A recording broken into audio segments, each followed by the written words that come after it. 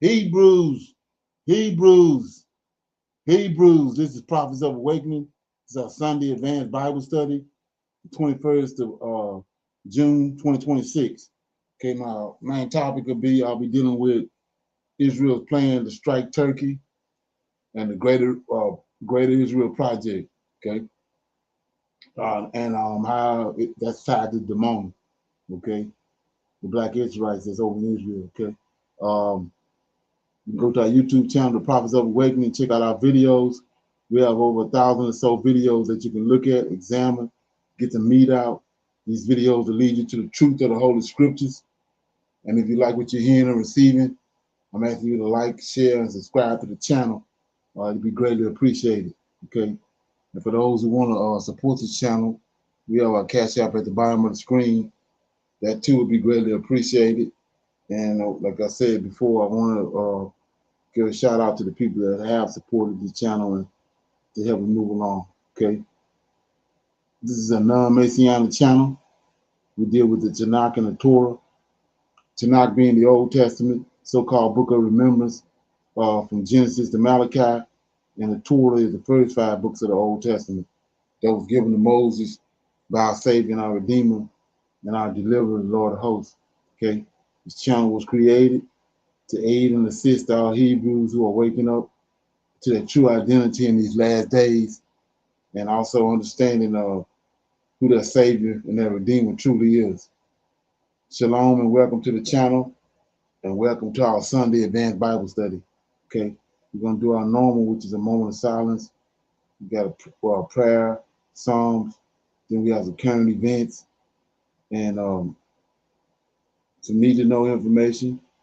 Then our topic for discussion is Trump forces Israel to stop bombing in Lebanon, and America is surrendering. We're going to look at that and break it down. And then our scripture reading is Numbers. We'll be reading our 5 chapters out of Numbers, chapters 1 through 11 through 15. We're going to read each chapter and break it down. And then we're going to pick a scripture like we normally do and break that scripture down. And then we got our Q&A, okay, questions and answers at the end of the class. That way we can people are able to come in through the link if they have any questions from this particular class or previous classes or anything they came across and they wanted to talk about it or get some answers. Then we'll chop it up. Okay. This moment of silence is for the Lord of hosts and all that he's doing to bring about our prophesied deliverance in these last days. O Lord, righteousness and uprightness belongeth unto thee. Therefore we come before thee at this hour, seeking thy face and looking for righteousness and uprightness, that we may walk before thee as thy servants David and Solomon and Samuel and Hezekiah did, that we may walk before thee in truth and in righteousness and in rightness of heart. Give unto us, O Lord, an understanding heart, that we may discern between good and bad. For we desire to walk after thee, O Lord, and to keep your commandments and your testimony, your statutes with all our heart and our soul, to perform the words of this covenant that was written down by your prophets. O Lord, allow thy face to shine upon thy people. Hear our plea, hear and do, O Lord, and hide not thy face from us any longer, for we need you so very much at this hour. Peace be unto you. Okay? So with that being said, let me read the Psalms right quick. Okay. What I'll do is read Psalm 89. Okay. Here we go. So I'll read this every now and then because if you don't know that David is the Messiah for Israel, after you read Psalm 89, you should know. If you don't, it's a problem. Okay. Here we go. It says, this is God's sure promises to David, right? I will sing of the mercies of the Lord forever. With my mouth will I make known thy faithfulness to all generations. I have said, mercy shall be built up forever. Thy faithfulness shall thou establish in the very heavens. I have made a covenant with my chosen. I have sworn unto David my servant. Thy seed will I establish forever, and build up thy throne to all generations. Selah. And the heavens shall praise thy wonders, O Lord, thy faithfulness also in the congregation of the saints. For who in the heavens can be compared unto the Lord? Who among the sons of the mighty can be likened unto the Lord? God is greatly to be feared in the assembly of the saints, and to be heard in the reference of all them that are above about him. O Lord of hosts, who is a strong Lord, likened unto thee, or to the faithfulness round about thee? Thou rulest the ragings of the sea. When the waves thereof arise, thou stillest them. Thou hast broken Rahab in pieces as one that is slain. Thou hast scattered thine enemies with a strong arm. The heavens are thine, the earth also is thine. As for the world and the fullness thereof, thou hast founded them. The north and the south, thou hast created them. Tabor and Hermon shall rejoice in thy name. Thou hast a mighty arm. Strong is thy hand, and high is thy right hand. Justice and judgment are the habitations of thy throne. Mercy and truth shall go before thy face. Blessed is the people that know the joyful sound. They shall walk, O Lord, in the light of thy countenance. In thy name shall they rejoice all the day, and in thy righteousness shall they be exalted. For thou art the glory of their strength, and in thy favor our horn shall be established. For the Lord is our defense, and the Holy One of Israel is our King. Then thou spakest in a vision to the Holy One, and said, I have laid help upon one that is mighty. I have exalted one chosen out of the people. I have found David, my servant. With my holy oil have I anointed him, with whom my hand shall be established. My arm also shall strengthen him. The enemy shall not exact upon him, nor the sons of wickedness afflict him. And I will beat down his foes before his face, and plague them that hate him. But my faithfulness and my mercy shall be with him, and in my name shall his horn be exalted. I will set his hand also in the sea, and his right hand in the rivers. He shall cry unto me, Thou art my Father and my God, and the rock of my salvation. Also I will make him my firstborn, higher than the kings of the earth. My mercy will I keep for him forevermore, and my covenant shall stand fast with him. His seed also will I make to endure forever, and his throne as the days of heaven.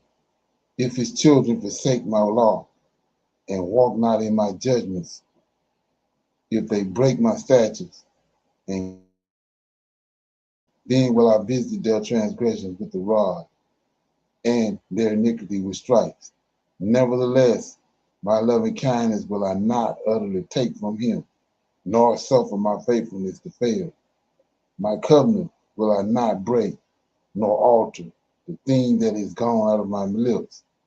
Once have I sworn by my holiness that I will not lie unto David. His seed shall endure forever, and his throne as the sun before me. It shall be established forever as the moon, and as a faithful witness in heaven. Selah. But thou hast cast off and abhorred, thou hast been wroth with thine anointed. Thou hast made void the covenant of thy servant. Thou hast profaned his crown by casting it to the ground. Thou hast broken down all his hedges. Thou hast brought his strongholds to ruins. All that pass by the way spoil him. He is a reproach to his neighbors. Thou hast set up the right hand of the adversaries. Thou hast made all his enemies to rejoice. Thou hast also turned the edge of his sword, and hast not made him to stand in battle. Thou hast made his glory to cease, cast his throne down to the ground. The days of his youth hast thou shortened. Thou hast covered him with shame. Selah, how long, Lord, wilt thou hide thyself forever? Shall thy wrath burn like fire? Remember how short my time is. Wherefore hast thou made all men in vain? What man is he that liveth and shall not see death? Shall he deliver his soul from the hands of the grave?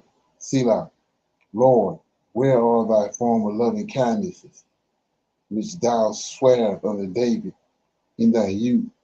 Remember, Lord, the reproach of thy servants, how I do bear in my bosom the reproach of all the mighty people, wherewith thine enemies have reproached, O Lord, wherewith they have reproached the footsteps of thine anointed. Blessed be the Lord forevermore. Amen and amen. That was Psalms 89. I just read it in this God, Yahweh sure promises to David. Okay. Got anything on that? Shalom, brother Leonard. Um, all through Psalms 89, it just Right. says that David was anointed with oil, in his head at that. His head was anointed with oil. So he's Mm-hmm. the Messiah. He was already a Messiah that Michael chose before JC. Right. And JC never received his oil that was put on David. It never happened to him. And then he never sit on the throne, David. Right? Exactly. Yes, sir. Yeah. So I want to shine a light on verses 5, 6, and 7 because I read it all the time, and I notice people would assume that this is JC, but if like I said, once it's shown to you, you can't act like you don't see it or you can't unsee it. So this channel is proclaiming the fact that Michael L is the God that's over Israel. Okay, not JC. So we're gonna restart at 5. And this is if you don't know what Psalm 89 is proclaiming, telling you who David is, that he's the Messiah. He's the one that the Lord of hosts chose to be over Israel forevermore. Right? Verse 5, he says, and the heavens shall praise thy wonders, O Lord, thy faithfulness also in the congregation of the saints. So this is David speaking out about the Lord of hosts. He's God, right? In verse 6, for now this how you see that he's an angel, right? Verse 6, for who in the heavens can be compared unto the Lord, right? So we want to know who this Lord is. Now he goes on next verse, next sentence. Who among the sons of the mighty, who is that? Angels. See that? Among the sons of the mighty can be likened unto the Lord. So all of them is angels, but he's way different than all the rest of them. That's what that's telling you. And then you say, what you talking about? 7. God is greatly to be feared in the assembly of the saints. See that? And to be ahead in reference of all them that are about him. See that? So what are you talking about? In the congregation, the saints of the Israelites. So on these high holy days, like I've been screaming, the Lord of hosts is there. It ain't Yahweh. He's there amongst him. And then last verse 9 says, Thou rulest the ragings of the sea. When the wave thereof arise, thou stillest them. So they now to latch on to this, they want to bring you to JC. They got JC in the Sea of Galilee when he calmed the waters. Well, let me show you what this our God started at. Go to Genesis chapter 1, right? And then you see what's going on. Genesis chapter 1, okay, I'll read it. It says, okay, in the beginning, Genesis 1 and 1, in the beginning was God, Yahweh, right?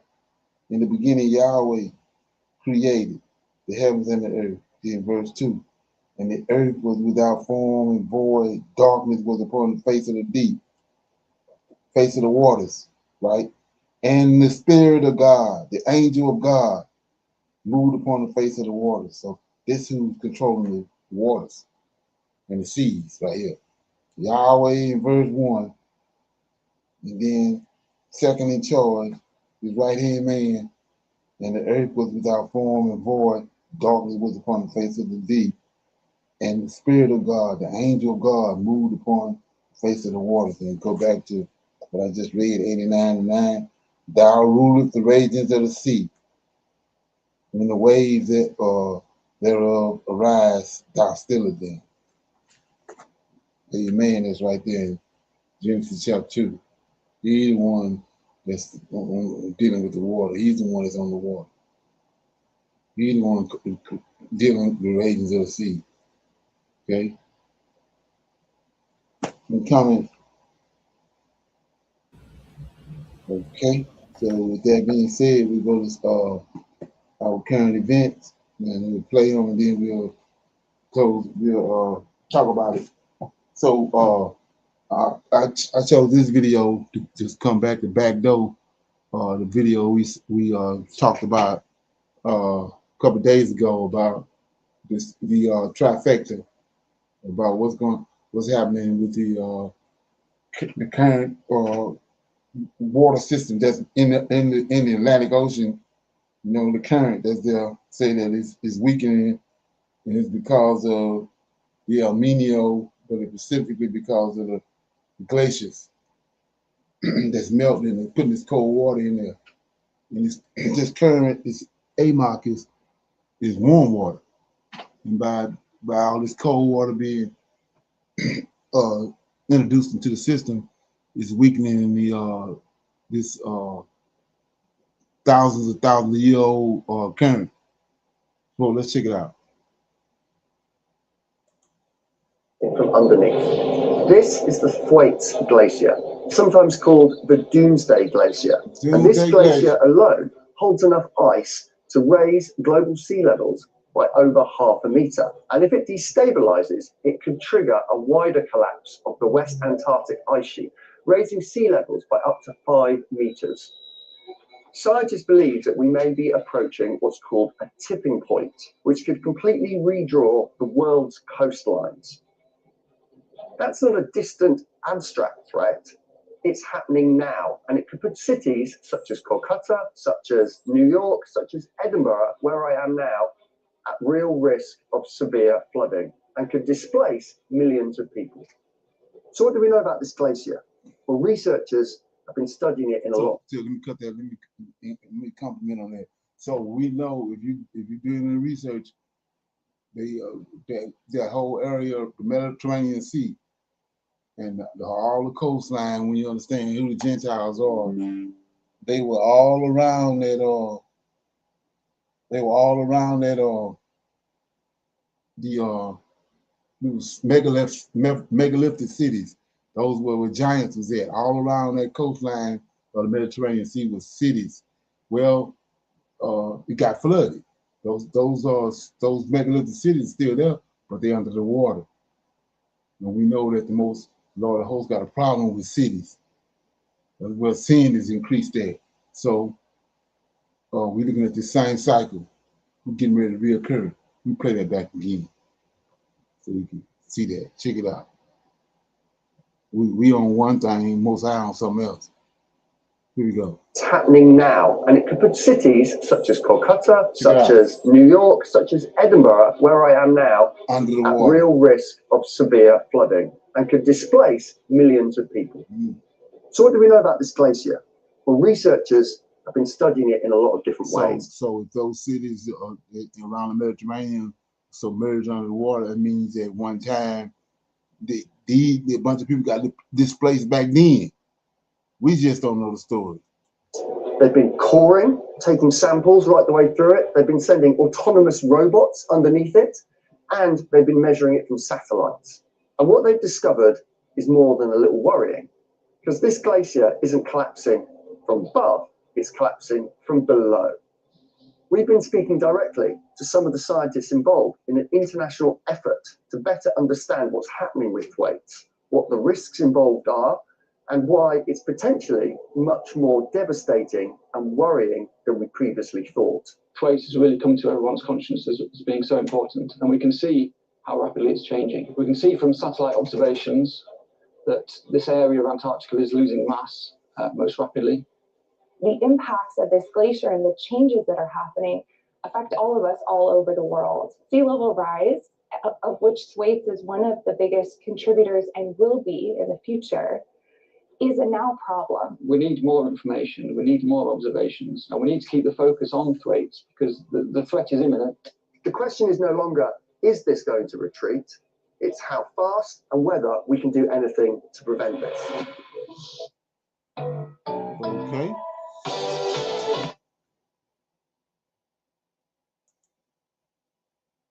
To one, the threat from within. The Thwaites Glacier is an absolutely colossal store of ice. In terms of scale, it's more in line with the size of Great Britain or the size of Florida. We know a lot about the power of glaciers, and that's what's brought us here today. This is Blackford Hill in Edinburgh, and this is where it all began. In 1840, Swiss glaciologist Louis Agassiz studied this rock face. He found what we call glacial striations, which are scratches which are caused by glacier moving around the rock. As glaciers move, they pick up rocks from the landscape, they scour. Those rocks become embedded inside the ice itself. So as the ice flowed around this rock face, those rocks that were jutting out of it have scratched away and caused these glacial striations. We know that glaciers have this immense power to shape the landscape, and the landscape across northern Britain has been molded by these processes. But when we look at Antarctica, we can take those processes and amplify them massively.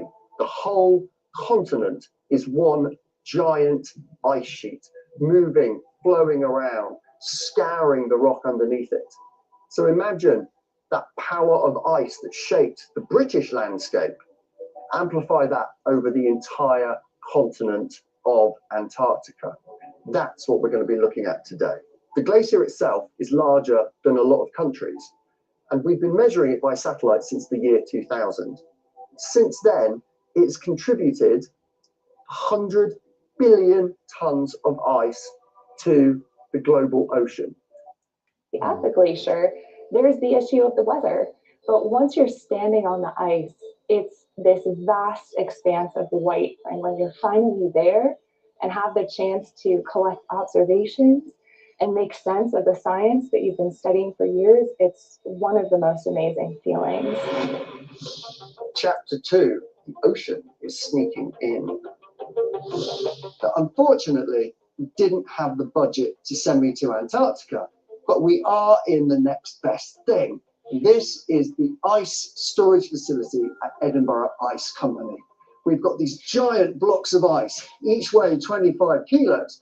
And while this ice isn't as old as the ice around water, ice fin is then lowered down through the hole and then released, allowing it to sail underneath the actual ice shelf itself and get as close to the land as possible, photographing that crucial grounding line and getting an idea of how the glacier is changing. The vibe, can we still stop it? So far, this video has been almost exclusively bad news. I'm here on Portobello Beach in Edinburgh, and with not much sea level rise, all of these buildings, this community could be completely threatened. And this is a story that's going to repeat across the world. So is there a solution? So there is one idea that we could shore up the glacier using geoengineering. One idea for a project involves draping a massive underwater curtain, 80 kilometers long, across the glacier ice, which is going to protect it from these warming ocean waters. And this would obviously be an unprecedented undertaking anyway, irrespective of the fact that it's in one of the most inhospitable and isolated places on the planet, and in a place that isn't owned by any country. The costs are thought to go up to somewhere about £100 billion. And while this might sound high, that's just a tiny drop in the ocean compared to having to replace or defend all of the world's coastal cities. So forms of geoengineering like this sound big and impressive, but they're kind of dealing with the symptom, not the cause. It's important to rely on the science and what we know about the glacier and our current understanding of this system to inform our strategies for mitigating sea level rise. There's so many processes that are not well understood about the ocean and the ice in the atmosphere in this region that I think it's really difficult to generate ideas about short-term technological solutions. We really need to address climate change. We need to reduce our emissions, reduce our carbon emissions, and so we can get our planet back on track. Okay, you got anything on that? Shalom, brother Leonard. I think it's that was something that I used to think about in school though, was what would happen like if the ice in the North Pole or whatever melted. Not necessarily this scenario with the with the El Nino and all that combined, but just if all that water melted, what would happen. So to see these scientists, saying it now in your videos is interesting, and then just the timing of it, Right. Right. And then you got to know at one time that ice wasn't there. Right. Just like in the Sahara. That Sahara, once something happened, something happened. Because it was all green before. What? Yeah. Well, you got to look at what he said in the beginning. Mm-hmm. He brought the land up out of the water, right? Okay. Right. And he said the land is good. Mm-hmm. So how is that good with a big ass sheet of ice all over? Right. So something had to. It's like with us with the curses. So something happened to that area that Lord of Hosts or Yahweh did something to it. Something happened there.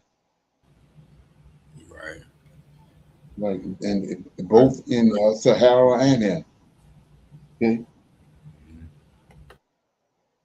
Here we go. Goodness, France relies on nuclear power for 70% of its electricity. This makes France the most nuclear dependent country in the world. And guess what?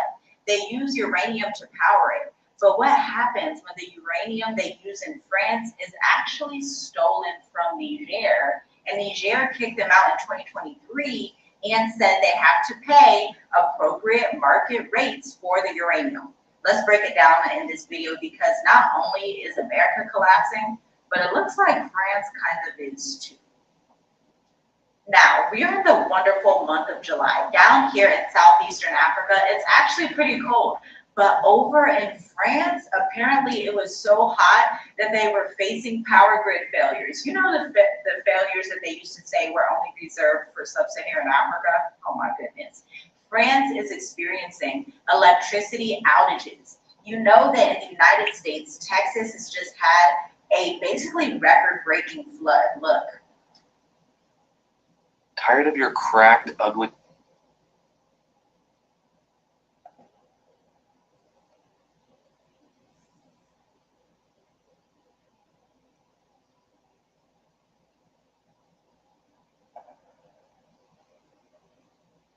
News, but it truly looks like there is some disruption happening in these old colonizer economies and in their natural landscapes. If we think about America, France, Great Britain, and even Portugal and Spain, they were some of the first countries to colonize Africa.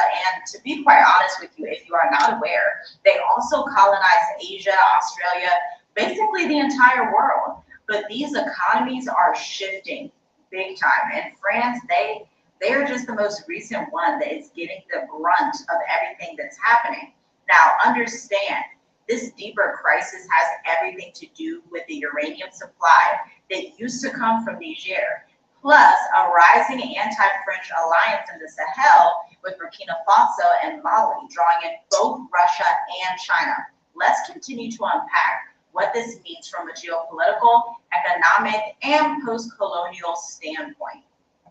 They're like, small unity is more powerful than super popular explosive unity that can be divulged and basically corrupted, for lack of a better term, okay? So President Ibrahim Traore, Captain Ibrahim Traore, said that in Al Jazeera in 2023, okay? Now we need to go to Russia.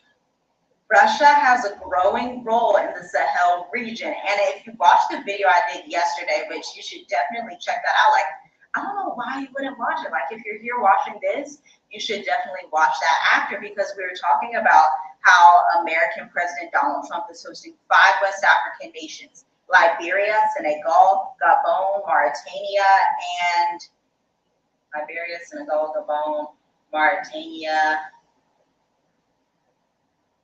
and another one, okay? Go back to my video because I forget the 5th one. Drop it in the comments if you remember. But they are hosting them at the White House currently this week, like starting tomorrow, okay? While Russia is doing this on the continent. They have a growing role in this anti-French vacuum that sweeps Russia as well. The Sahel states see Moscow as an alternative ally, which they should. These are grown people, grown folks. They get to choose who they want to be their allies. A lot of African Americans and Americans in general are like, oh my gosh, don't trust Russia, don't trust China, don't have any allies. But listen, in the wise words of our Messiah Yahusha, and it's the C word, okay? Corruption. Some other African leaders in other regions get paid very handsomely to put their people down. Ibrahim Traore and the president of Mali and Niger are like, we don't need no more money. We got resources. I think we're good. Let's start to be less self-focused and focused on the youth, because that's true self-love for the African. Now listen, European media has also recognized these risks, okay? Let's break it down real quick together. And again, I'm gonna urge you to hit the like button, because what I'm gonna share right now is about to blow your mind, okay? Listen, if you do not follow what happens in the expat community and the international community with digital nomad visas and that sort of thing, historically countries that would promote digital nomad visas, self-employed entrepreneurship visas, these were countries that have economies that were not doing that great, okay? So like small countries like Bali, Indonesia, sometimes Croatia had a few digital nomad type of options.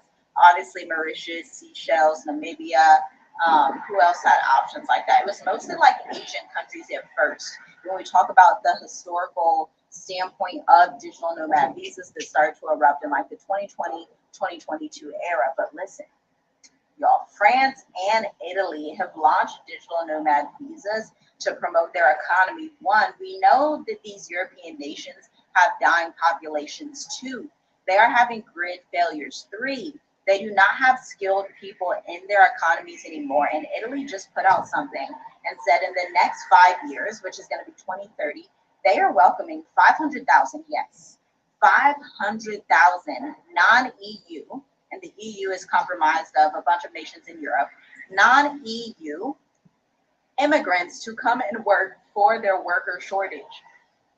Okay. Let me tell you what this means. Let's synthesize this information together. Europe is declining quickly. European economies are not doing well. And they're like, you know what, we got to go with the whole digital nomad thing too. We need some people to come in, not only digital nomads who can bring resources, but we need skilled labor. We need skilled workers. We don't have the resources to keep this scalable anymore. And of course, we know everything that's happening with America, but I want to know what you think about this. Is all of this... Okay, what you think? Shalom, Brother Leonard. Well, at the beginning, when she mentioned France and with the uranium and them having power grid failures, with them being kicked out of the other Sahel nations and them not being able to exploit those countries like they were before. And it's really crazy how they really thought that they could do that forever, and Right. kind of didn't have a backup plan, and Right. you know, so yeah. Okay. We got some need to know information right here. I thought this is pretty interesting. Settle in, because what I'm about to share with you might just change the way you look at your kitchen forever. You know that fancy bottle of olive oil sitting proudly on your counter? Well, here's a little secret. Roughly 7 times out of 10, the stuff inside has never actually come from a single honest olive. And believe me when I say, that's only scratching the surface. By the time we're done here today, you'll never glance at your fridge the same way again. A lot of the foods I'm going to talk about are things you've probably eaten more times than you can count. Maybe it was tucked inside a California roll at your favorite sushi spot, or piled high in a seafood salad at one of those all-you-can-eat buffets. And you never thought twice about it. It looks like crab. It's got that pretty reddish tint along the edges. The package even says crab right there on the front, plain as day. But here's the funny thing. There's not one tiny morsel of real crab anywhere in that package. What's being sold to you as imitation crab actually goes by another name, surimi.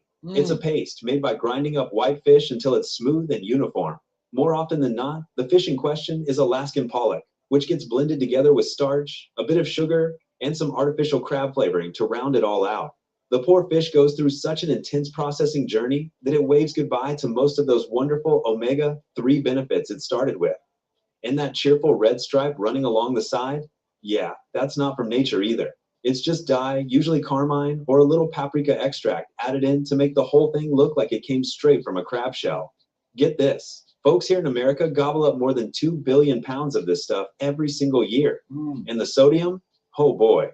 Some servings clock in around 700 milligrams, which is a real eyebrow raiser for anyone keeping a close watch on their blood pressure.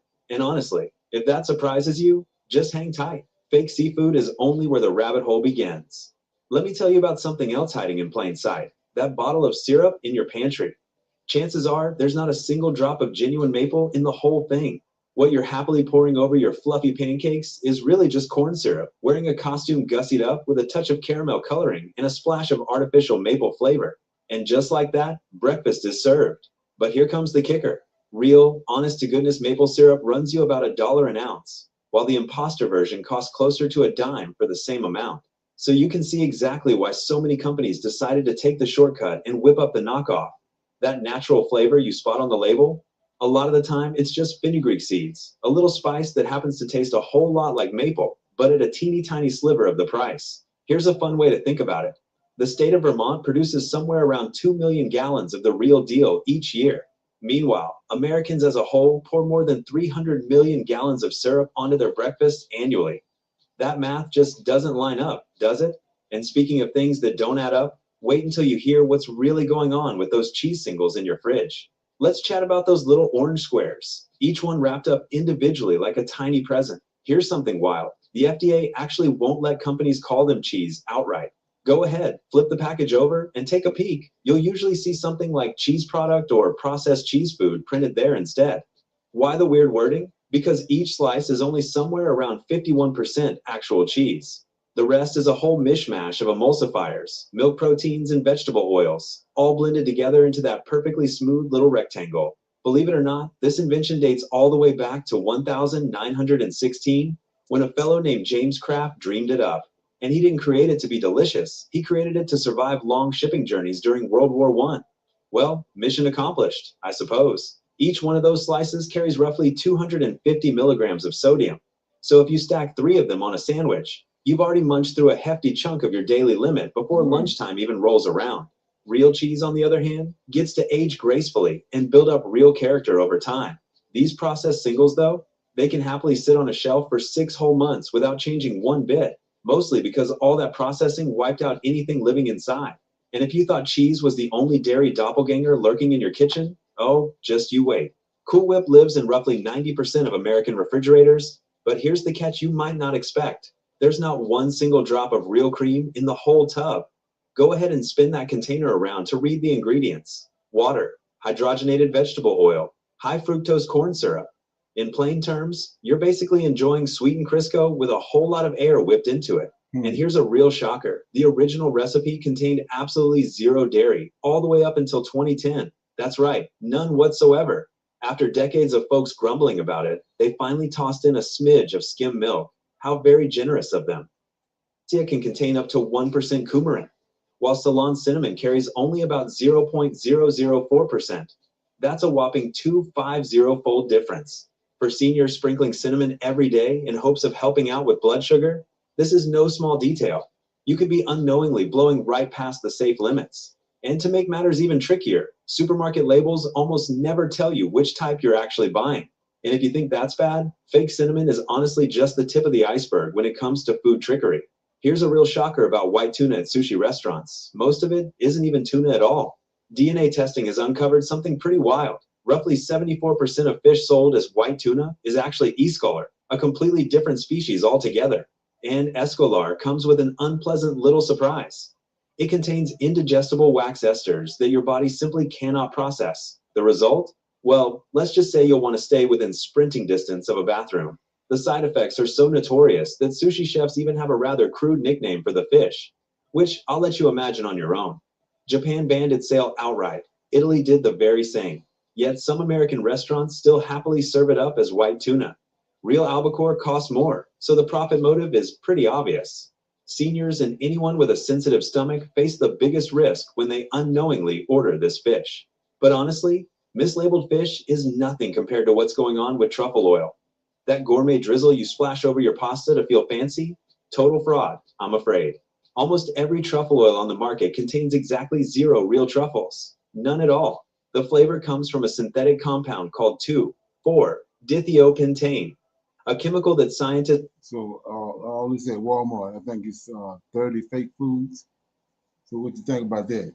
You figured it was somewhere around there, right? Right. Yes, sir. Definitely. I definitely agree with that. Okay. Yes, sir. Because in a lot of recent studies, like ever since like What the Health came out like years ago, more information. Yes, sir. Just like with the scriptures and West Africa history been coming out. A lot more studies been coming out, and like even like something like ginger ale. Right. Most ginger ale brands don't have no ginger, so it's almost like that with everything. Like he was talking about with that crab, that everything's imitation, mostly that they feed us, from anywhere that's a mass, anything that has mass produced foods, Right. from grocery store or fast food restaurant. Okay. Let's check this out.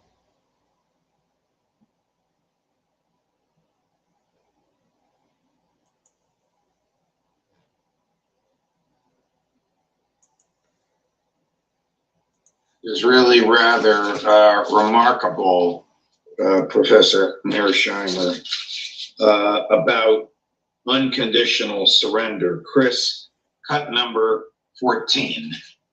You had talked about you only wanted unconditional surrender.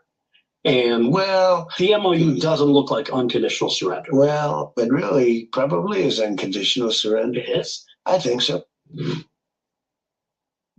I mean, is this a rational thinker to say something like those 14 points is even remotely unconditional? So it's unconditional surrender on our side, not on theirs. That's what I was going to say. It is unconditional surrender. He wasn't telling a lie, at least in that clip that I saw. He was admitting that we basically caved on every point. And as I said to you a few minutes ago, we had no choice here. It's just very important to understand that. There are all sorts of people who are unhappy with the deal. Obviously, the Israelis and their supporters and the super hawks in this country. But the question you want to ask them is, what's the alternative here? Go back to bombing? Are you serious? That's not possible. Maintain the status quo? No. Trump understood that.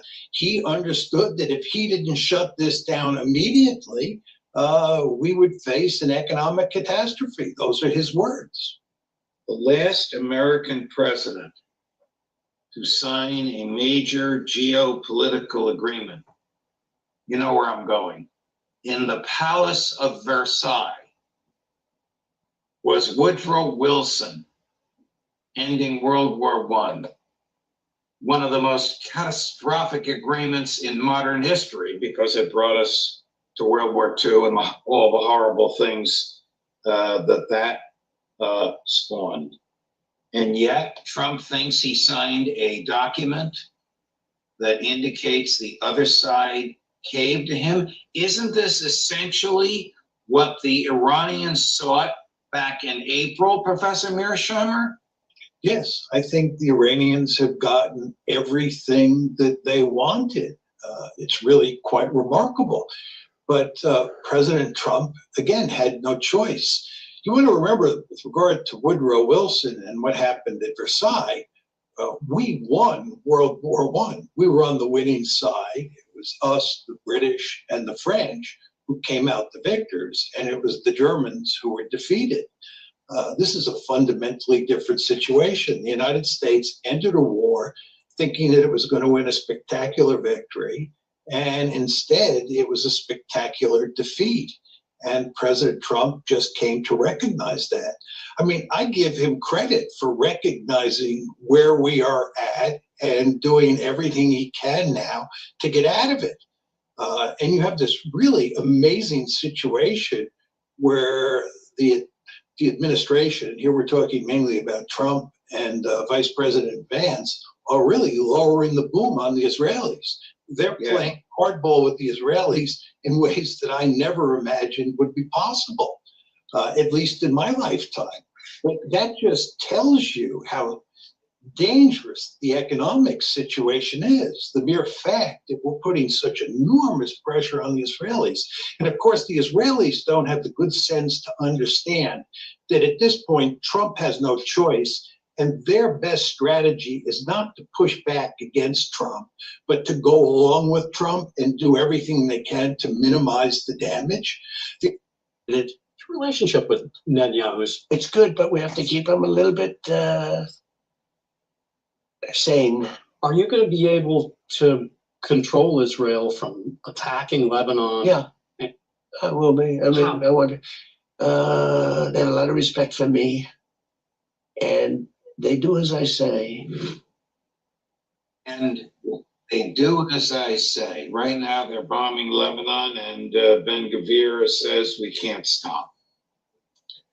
Well, there is a ceasefire, a new ceasefire now. And I'm sure that that ceasefire in Lebanon that has just been put into play is a result of pressure from Trump and from Vance on the Israelis.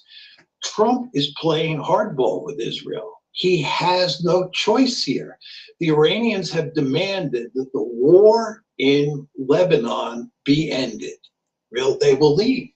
I think that President Trump, behind closed doors, is making it manifestly clear to the Israelis that they have to do certain things. I don't know exactly what he's telling them now with regard to leaving southern Lebanon, because I don't know where that issue is in terms of the state of play between Iran and the United States.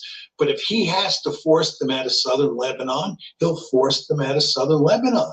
The fact is we've long talked about, the United States has potentially enormous coercive leverage over Israel. We can easily. Okay, what you think about that? It's, Trump forces Israel to stop bombing in Lebanon, and America is surrendering to Iran.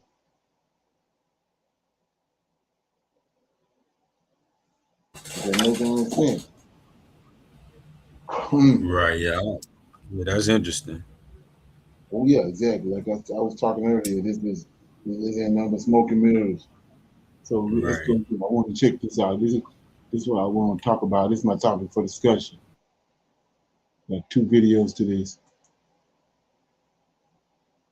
Check it out. And like the guy he's saying, nobody's talking about this. Check it out. What the Arab community, indeed the entire Muslim community, including the Turks and the Pakistanis and the Iranians, have ignored for a century is the Zionist agenda of Greater Israel. The entire Muslim world acts like it's never heard of the Zionist agenda of Greater Israel. Israel claims the entirety of the Middle East. Check it out. As its territory.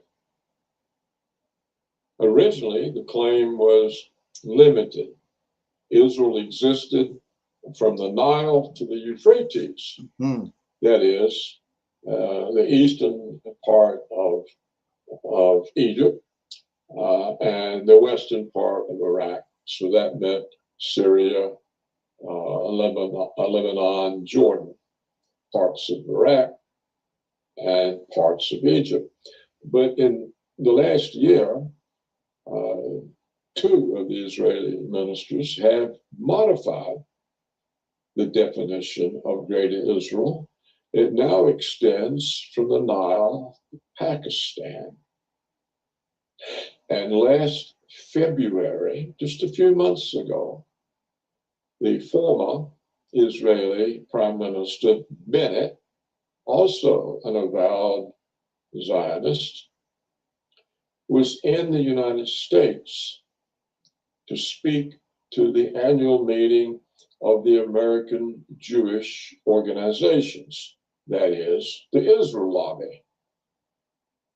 And he told the lobby, this is a direct quote, that Turkey is the next Iran. Now, at the time, this was last February, he expected the planned attack from Trump and Netanyahu on Iran would succeed, and Iran would be history. And he was giving the message to the American Jewish lobby to start demonizing Turkey, to set them up as Iran's replacement as a terrorist state, and to get the propaganda going so the American public would accept Turkey as the new terrorist state that could be safely attacked by Israel with the aid of the United States. So that was planned, that was ready to go. So you can see the Israelis have an agenda of taking the entirety of the Middle East, even the non-Arab elements, such as the Persians in Iran and the Turks and Turkey. So this agenda has never received attention from anyone. The Western world ignores it. The Arab world has ignored it. And the consequence is Libya's gone, Iraq's gone, Syria's gone. Israel has U.S. at war with Iran, is trying to keep them at war with Iran. Israel is starting to devour Lebanon in little bites at a time, the same way they ate up Palestine over 79 years. So this is the real problem. This is the real challenge, and it's not recognized. No one addresses it. No, not even the Iranians have said, what is this about Greater Israel?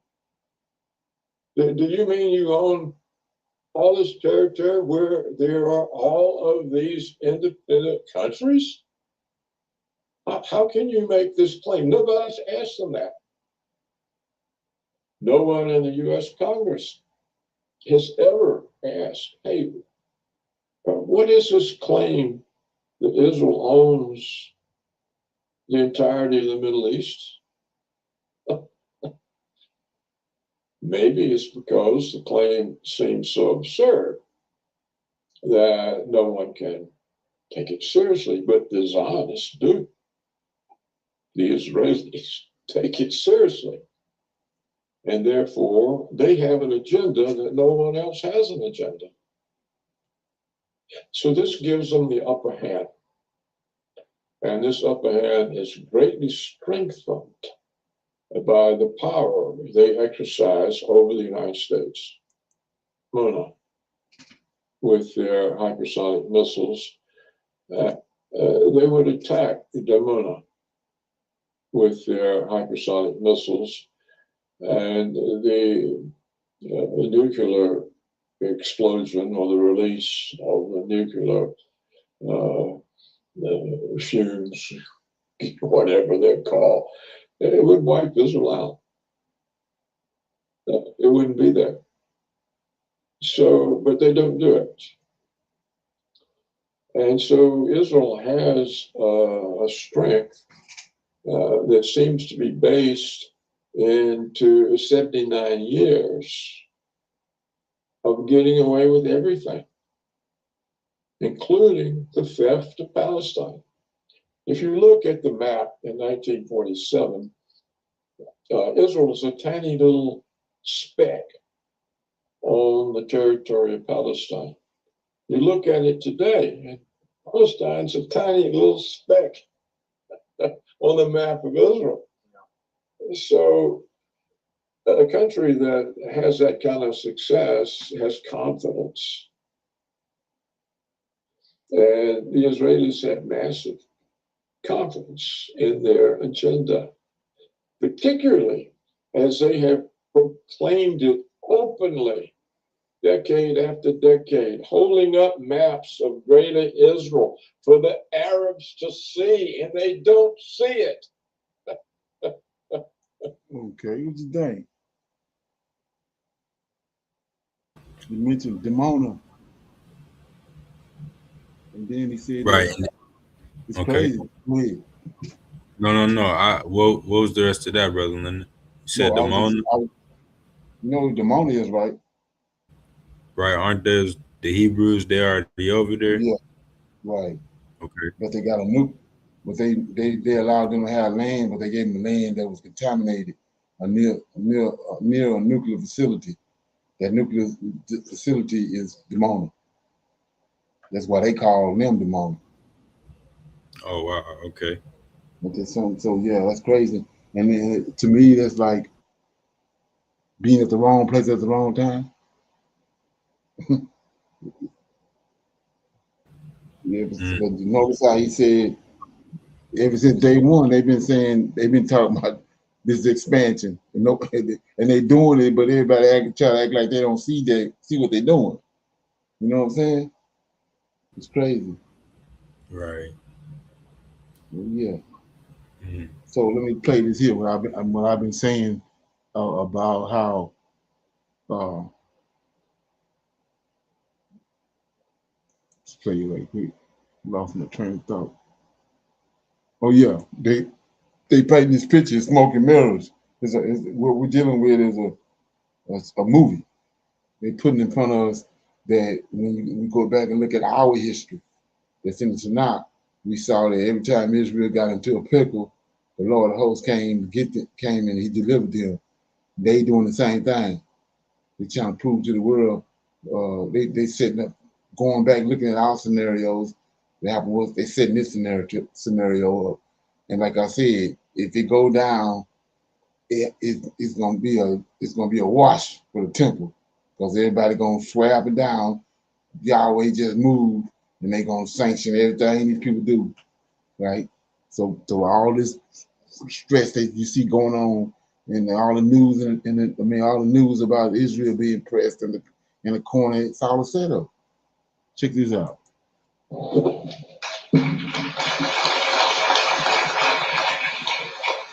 Thank you, Alex, for the introduction. It's an honor to be on stage with two dear friends, both of whom have both faced battle in Afghanistan and Lebanon and Iraq, and numerous other actions over enemy lines. This IDF soldiers, colonels, lieutenants, check it out, the arrogance.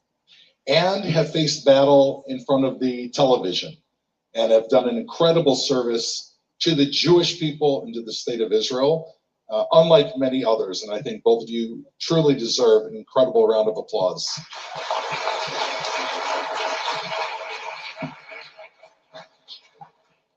Last week, Golani forces captured the Beaufort Castle.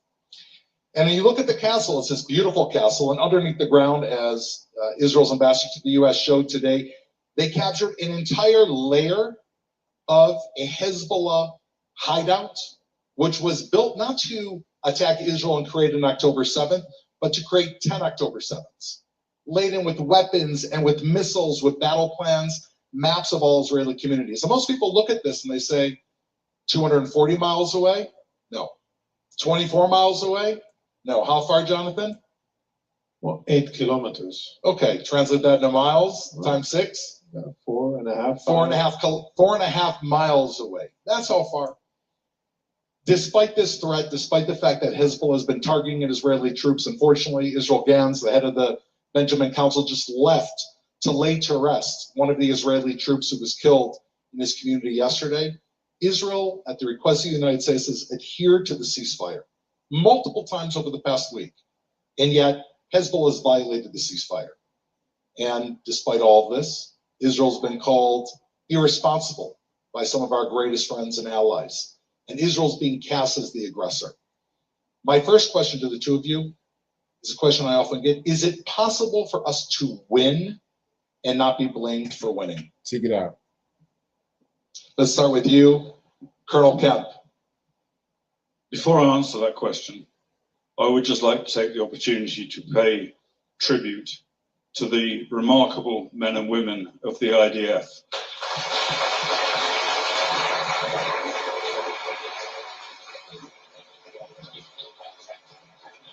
I've seen them fighting, and I know just how extraordinary they are. They are the most, I would say the IDF is the most extraordinary army in the world today. And in answer to the question, can you win without being blamed? The answer is no. Would you care to elaborate? You're not going to get off that easy. I thought we had to be. I thought we had you out here all the way from. I thought we had to be very brief. Not that brief. Anything. I mean, the reality is that Israel is an illegitimate country. It shouldn't exist. It has illegal settlements, illegal occupation, an apartheid regime. It carries out genocide. It starves its enemies on the battlefield, and therefore anything that is anything that happens to Israel. So if anyone attacks Israel, they had it coming. Anything Israel does to defend itself, they're to blame. So no, it's not a matter of facts. It's a matter of perception among people around the world who. If you take, I'll just give you two examples of the double standards that are applied, recent examples. The first one being Israel, the IDF killed X thousands of civilians in Gaza. And of course, in any war where there are civilians die. It's unfortunate, but it happens. And they were condemned across the globe for doing so. In Iran, in February, we're told something like 40,000 Iranians were killed by their own people. What was the response? Nothing. No marches, no protests, no violence, nothing around the world. And the second example, one of your government ministers attempted to humiliate people who came on a flotilla, a legitimate aid flotilla, to hopefully get to Gaza. And that was condemned around the world. That was a horror, that was a war crime. But the same people, when they got back to their own countries, in Spain and in Australia and maybe elsewhere, they were manhandled and beaten by their own police. And where was the condemnation of that? That wasn't a war crime, that was ignored. So anything Israel does, it's wrong, and totally different standards are applied to every other country in the world. Jonathan. So I'll deviate a little bit from the general sway in the room, and I'll say that we probably cannot and we won't be allowed to defeat our enemies in decisive warfare as we did in 1967, which is the last time that I know or remember that we were actually able to decisively defeat an enemy. But since then, we've been fighting, and at most to a tie.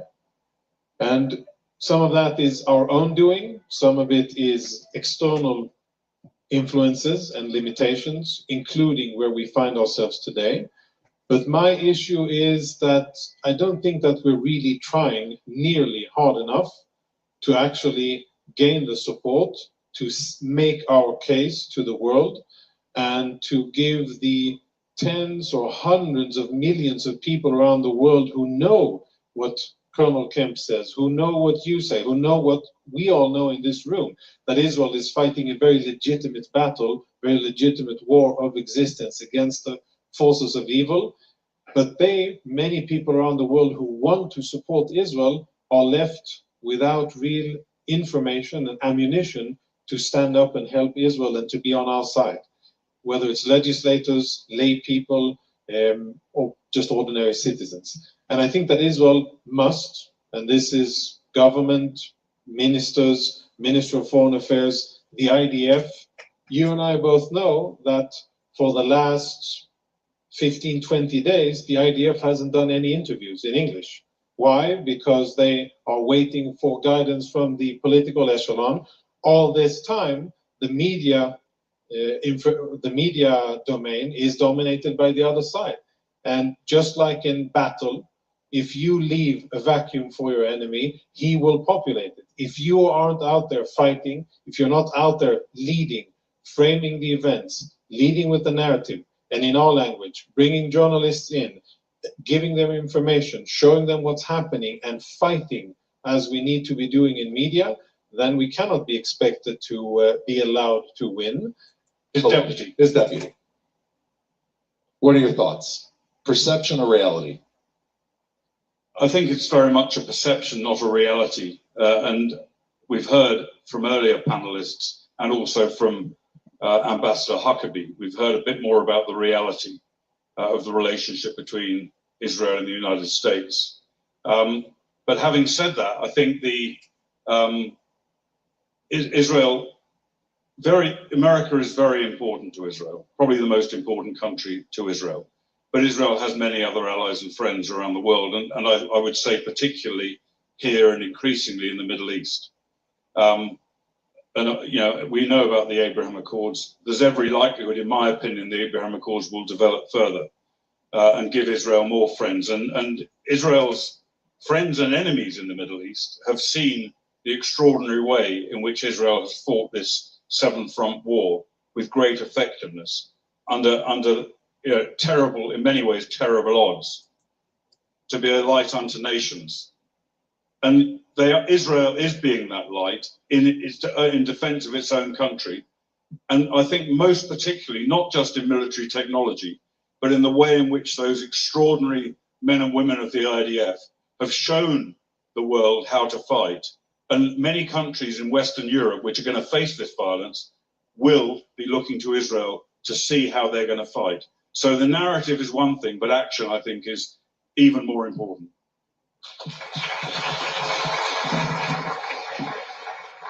So, Jonathan, in the time that remains, give us your answer. I'm wary of Israeli politicians campaigning, saying we are going to be independent of the US.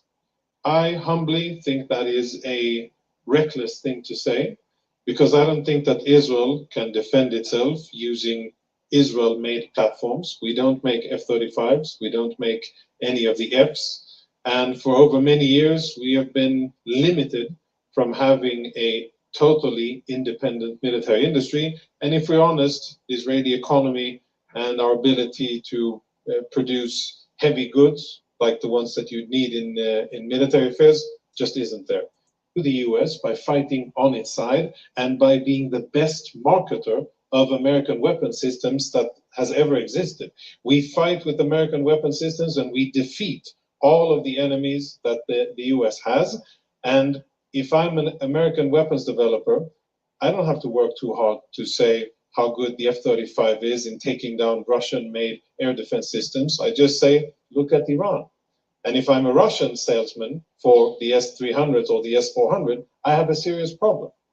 And I think we should work harder, not being insulted, but instead standing up strong, knowing our value, looking at our collective achievements as a people, as a nation, and then claiming that rightful seat at the table, as cited here before, as a partner, not as someone who is inferior in that sense, but really claiming that level of partnership because we've earned it, but not looking for ways to be spiteful and being insulted by reckless comments made by whatever politician on this side of the Atlantic Ocean or the other.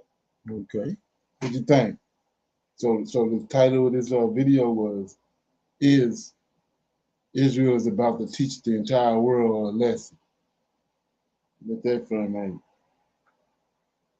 Okay. Okay. So you got anything on that?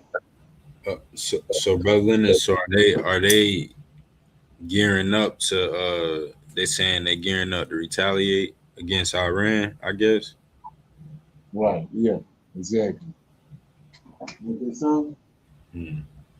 Okay. Well, if you've been, like I was saying, if you look at the narrative all around the world, Israel is cooked. Right. So, like I said, that's all smoke and mirrors. They got a plan. Because like the previous video, the guy said they've been telling you for the last 79 years about the greater Israel, ruling the world and the temple and all that. They ain't never shunned away from it. Okay. Right. So right. So all of a sudden they, like they said, they what they doing now, they acting like it's a big surprise. You know? But yeah, anyway, we're gonna go in and read these 5 chapters, and then we'll pick a scripture. Then we're gonna go into our Q&A. So it might be good to go ahead and start sending the links out. Okay. We got we're gonna read chapters 11 through 15. Our number.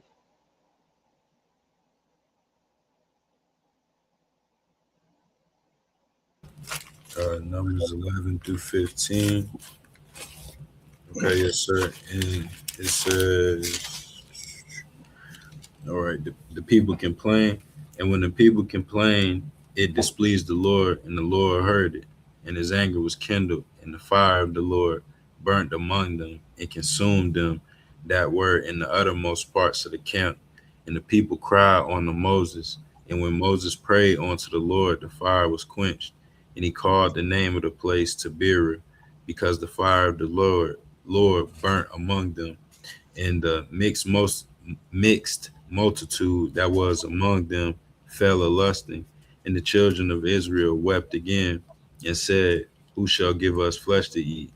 We remember the fish which we did eat in Egypt freely, the cucumbers and the melons and the leeks and the onions and the garlic. But now our soul is dried away. There is nothing at all besides this manna before our eyes."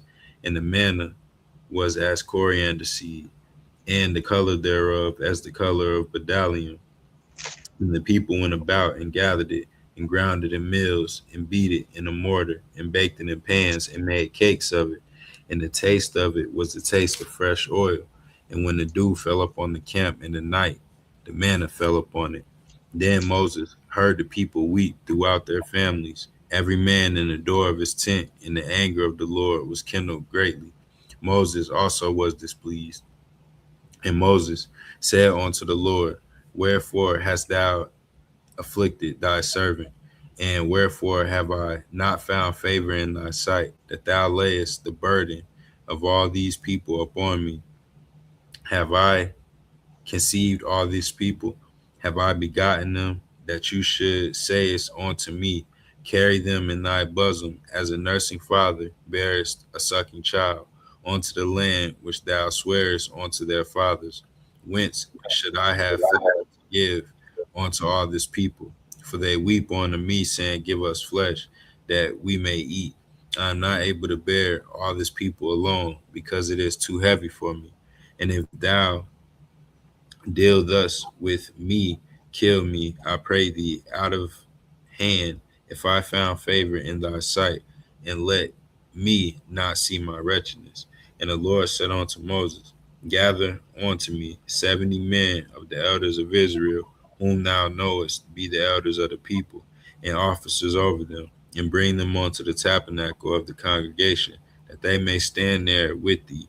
And I will come down and talk with thee there, and I will take of the spirit which is upon thee, and put it upon them, and they shall bear the burden of the people with thee, that thou bear it not thyself alone.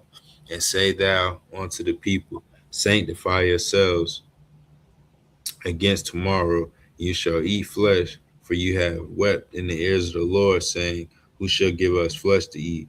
For it was well with us in Egypt, therefore the Lord will give you flesh, and you shall eat.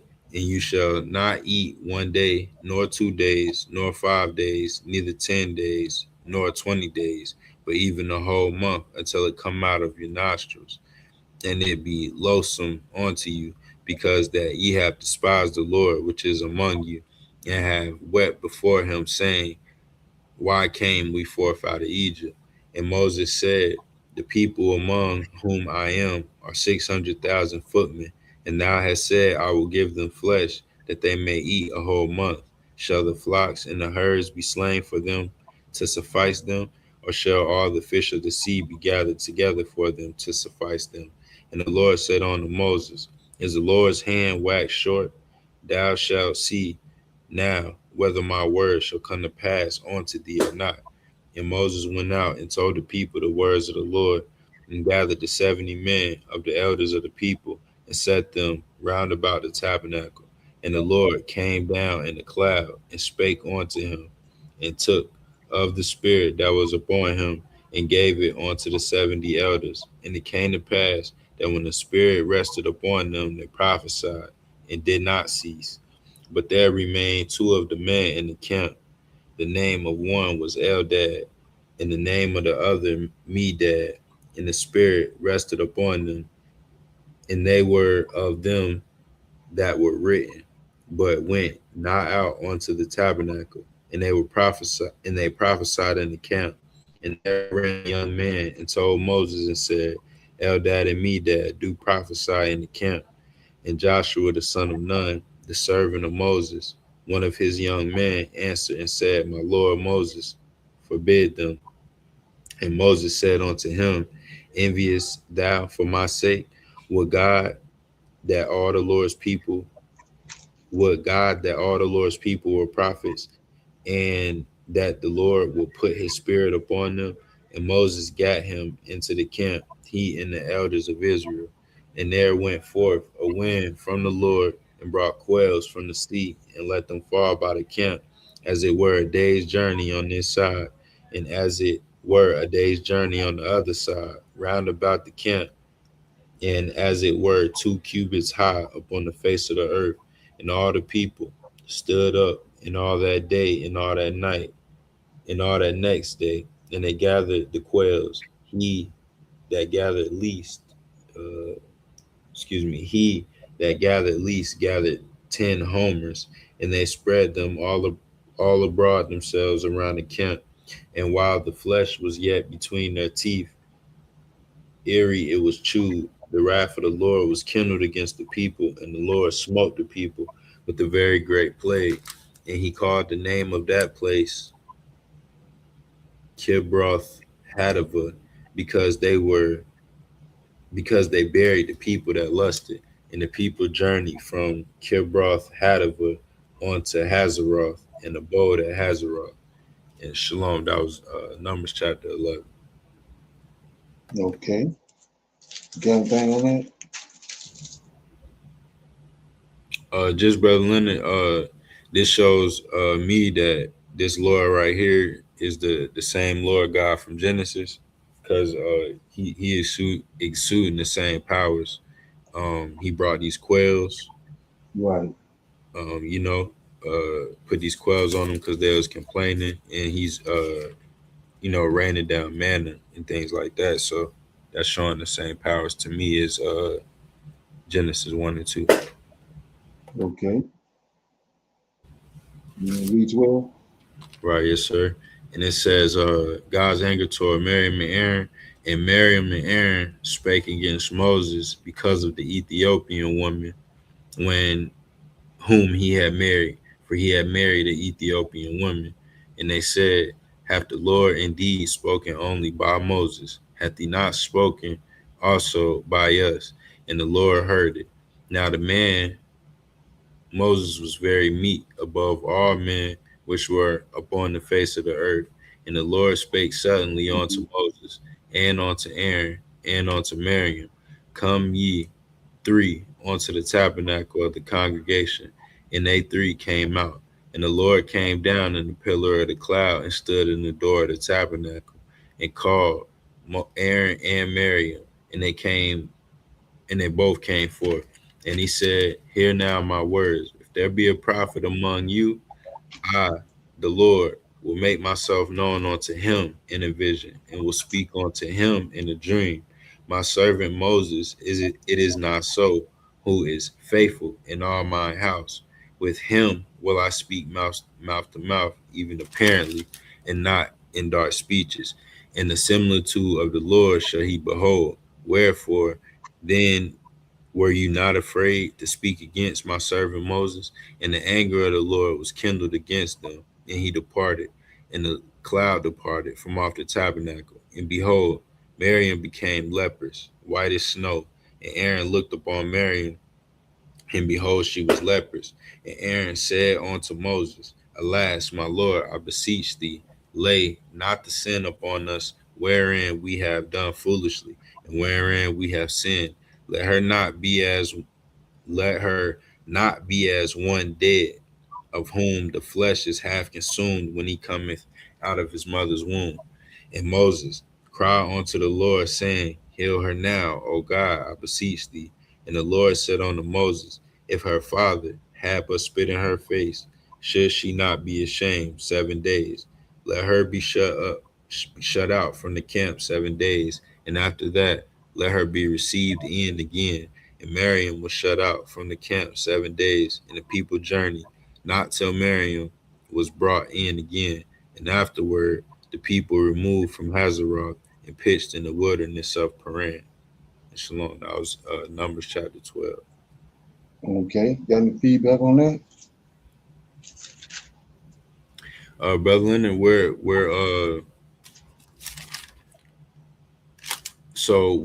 it says Miriam being leprous and being white as snow, that's a and then in verse 12 where it says, let her not be as one that's dead, whom the flesh is half consumed when he cometh out of his mother womb. So to me, both of those verses are definitely clues towards not having melanin. Right, exactly. Yeah. So when black babies are born, how they look? Right, like light skin. Right. Then the melanin comes. Right, yes, sir. That's what he's saying right here. Mm-hmm. And then Moses killed it. Moses killed this whole situation when he says, let her not be, says 13, Moses cried unto the Lord, saying, heal her now. Right. Oh God, so to have that, to look like that, it's something wrong. Mm. And then we see the same, you can take the same scenario back to Genesis to Cain. And it's the exact same thing happened to Cain. They try to throw you off and say some kind of tattoo was put on Cain was the mark, or some kind of piercing in his ear. No, leprosy. He took the melanin out of him. Same way he did right here. Because you can see they standing before the Lord right here. And it also identifies who was there, who it is Cain was dealing with. He was dealing with the Lord of hosts, just like Miriam and Moses them is, not Yahweh. So he got angry because of Cain that killed his brother, and he went back up, just like he did right here. When he went up, he left Cain leprous. Same way he did with Moses. But in Cain's case, wasn't nobody there to plead the case for him. When he left Miriam leper, there was Abraham. There was Moses there.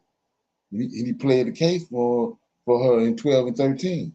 So the Lord said, let her 6 days and a Shabbat, and then the skin came back. You see that?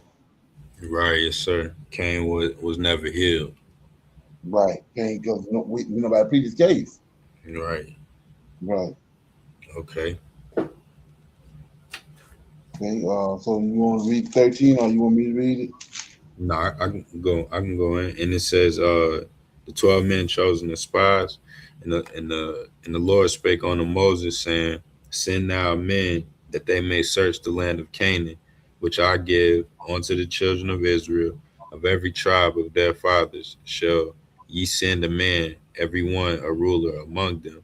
And Moses, by the commandment of the Lord, sent them forth from the wilderness of Paran, and all those men were heads of the children of Israel. And these were the names of the tribe of Reuben. Oh, excuse me. And these were their names of the tribe of Reuben: Shemua, the son of Zakar; of the tribe of Simeon, Shaphat, the son of Hori; of the tribe of Judah, Caleb, the son of Jephunneh; of the tribe of Issachar, Ilgal, the son of Joseph; of the tribe of Ephraim, Oshea, the son of Nun; of the tribe of Benjamin, Paltai, the son of Raphu; of the tribe of Zebulun, Gadiel, the son of Sadi; of the tribe of Joseph, namely the tribe of Manasseh, Gadi, the son of Susi; of the tribe of Dan, Amiel, the son of Gemalli; of the tribe of Asher, Sether, the son of Michael; of the tribe of Naphtali, Nabai, the son of Vasphsai; of the tribe of Gad, Guel, the son of Makai. Of the These are the names of the men which Moses sent to spy out of the land. And Moses called O'Shea, the son of Nun, Jehoshua. And Moses sent them to spy out the land of Canaan, and said unto them, Get you up this way southward, and go up into the mountain, and see the land, what it is, and the people that dwelleth therein, whether they be strong or weak, few or many, and what the land is that they dwell in, whether it be good or bad, and what cities they be that they dwell in, whether in tents or in strongholds, and what the land is, whether it be fat or lean, whether there be wood therein or not. And be ye of good courage, and bring of the fruit of the land. Now the time was the time of first ripe grapes. And they went up and searched the land from the wilderness of Zin unto Rehob, as men come to Hamath. And they ascended by the south, and came unto Hebron, where Ahiman, Seshai, and Talmai, and the children of Anak were. Now Hebron was built 7 years before Zon in Egypt. And they came unto the brook of Escar, and cut down from thence a branch with one cluster of grapes. And they bare it between two upon the staff, as they brought of the pomegranates and of the figs. And the place was called the brook of Escar, because of the cluster of grapes which the children of Israel cut down from thence. And they returned from searching of the land after 40 days. And they went and came to Moses and to Aaron and to all the congregation of the children of Israel unto the wilderness of Paran and to Kadesh, and brought back word unto them in all the congregation, and showed them the fruit of the land. And they told them and said, We came unto the land whither thou sentest us, and surely it floweth with milk and honey, and this is the fruit of it. Nevertheless, the people be strong that dwell in the land, and the cities are walled and very great. And moreover, we saw the children of Anak there. The Amalekites dwell in the land of the south, and the Hittites, and the Jebusites, and the Amorites dwell in the mountains, and the Canaanites dwell by the sea and by the coast of Jordan. And Caleb stilled the people before Moses, and said, Let us go up at once and possess it, for we are well able to overcome it. But the man that went up with him said, We be not able to go up against the people, for they are stronger than we. And they brought up an evil report of the land which they had searched unto the children of Israel, saying, The land through which we have gone to search it is a land that eateth up the inhabitants thereof, and all the people that we saw in it are men of great stature. And there we saw the giants, the sons of Anak, which come of the giants, and we were in our own sight as grasshoppers, so we were in their sight. Shalom. That was Numbers chapter 13. Okay. What you got? Just Brother Leonard, that right here, um, the just the blessings of the land with how big they were saying the grapes were. Right. Um, that's one thing that always stuck out when I read this before, and then just also how just another witness to them being giants right here, the sons of Anak. Okay. Right. Well, yeah. And to me, like I said, it lets me know that this is the Garden of Eden. Okay. Right. Remember? So yeah. Right. Okay. Yeah. So I'm in chapter 14. The people rebelled against the Lord, and all the congregation lifted up their voice and cried, and the people wept that night. And all the children of Israel murmured against Moses and against Aaron, and the whole congregation said unto them, Would God that we had died in the land of Egypt, or would God we had died in the wilderness? And wherefore hath the Lord brought us unto this land to fall by the sword, that our wives and our children should be a prey? Were it not better for us to return unto Egypt? So notice right here, these men, see that? These men is whining and crying. So look at 3.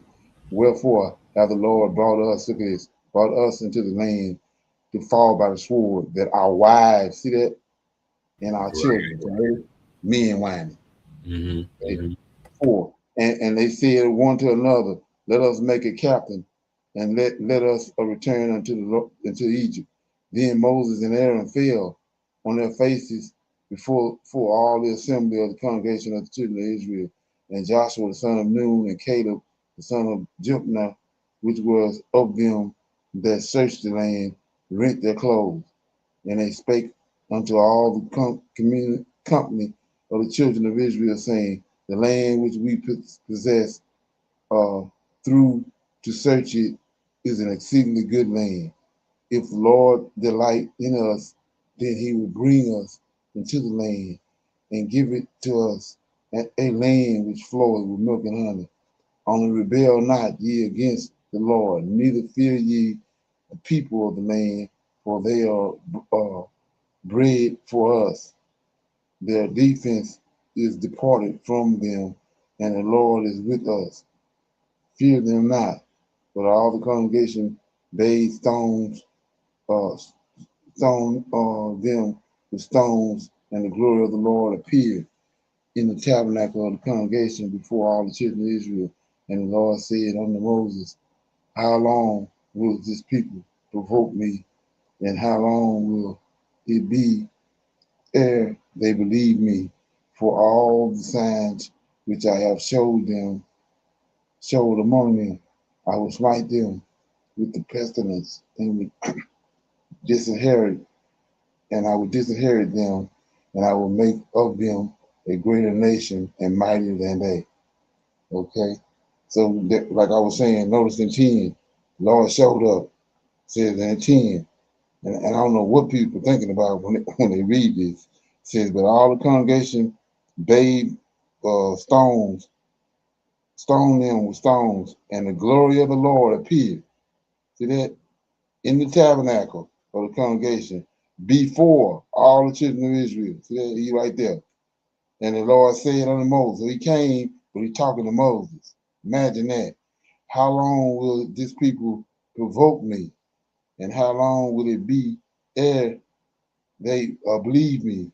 For all the signs which I have showed among them, I will smite them with the pestilence and disinherit them, and I will make of thee a greater nation and mighty. So ain't that the same thing happening now?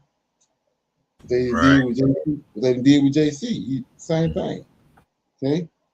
And Moses said unto the Lord, then the Egyptians shall hear it, for thou brought us this day in thy might from among them, and they will tell it to the inhabitants of this land, for they have heard that thou, Lord, art among this people, and thou, Lord, art seen face to face, and that the cloud standeth over them, and that thou gave it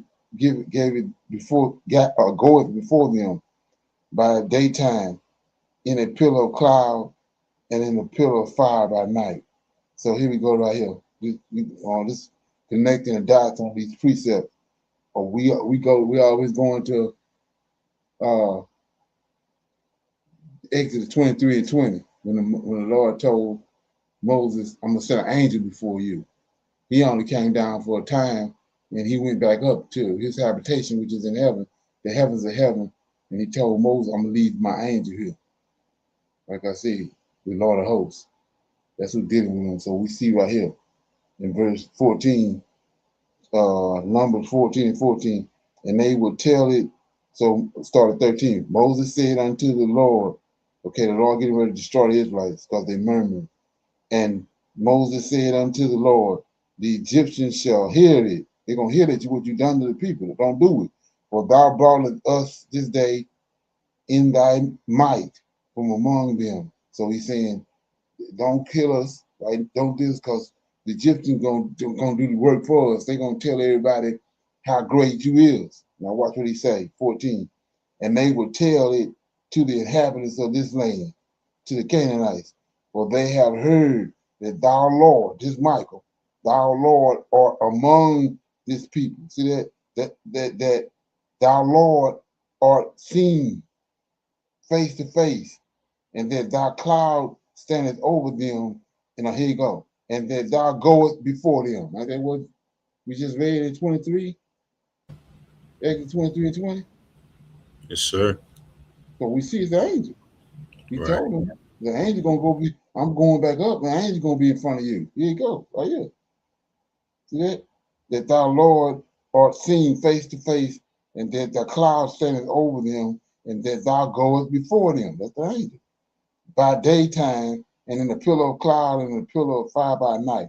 Now, if thou should kill all this people as one man, then the nation which have heard the fame of them will speak, saying, because the Lord was not able to bring this people into the land which he swore unto them, therefore he hath slain them in the wilderness.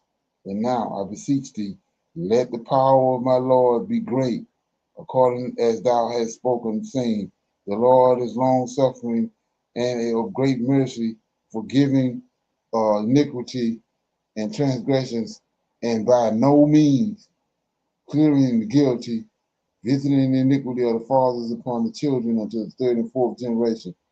Here you go. Pardon. Go back to Isaiah, Exodus 23. Pardon, I beseech thee, the iniquity of this people according to the generation of thy mercy, the greatness of thy mercy, and as thou hast forgiven this people from Egypt even until now. And the Lord said, I have pardoned according to thy word.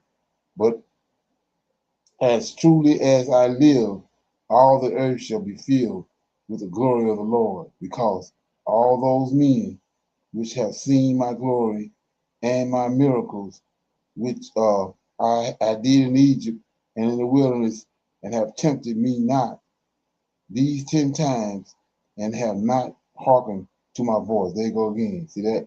Not hearkening to my voice. That take you back to Exodus 23 and 20.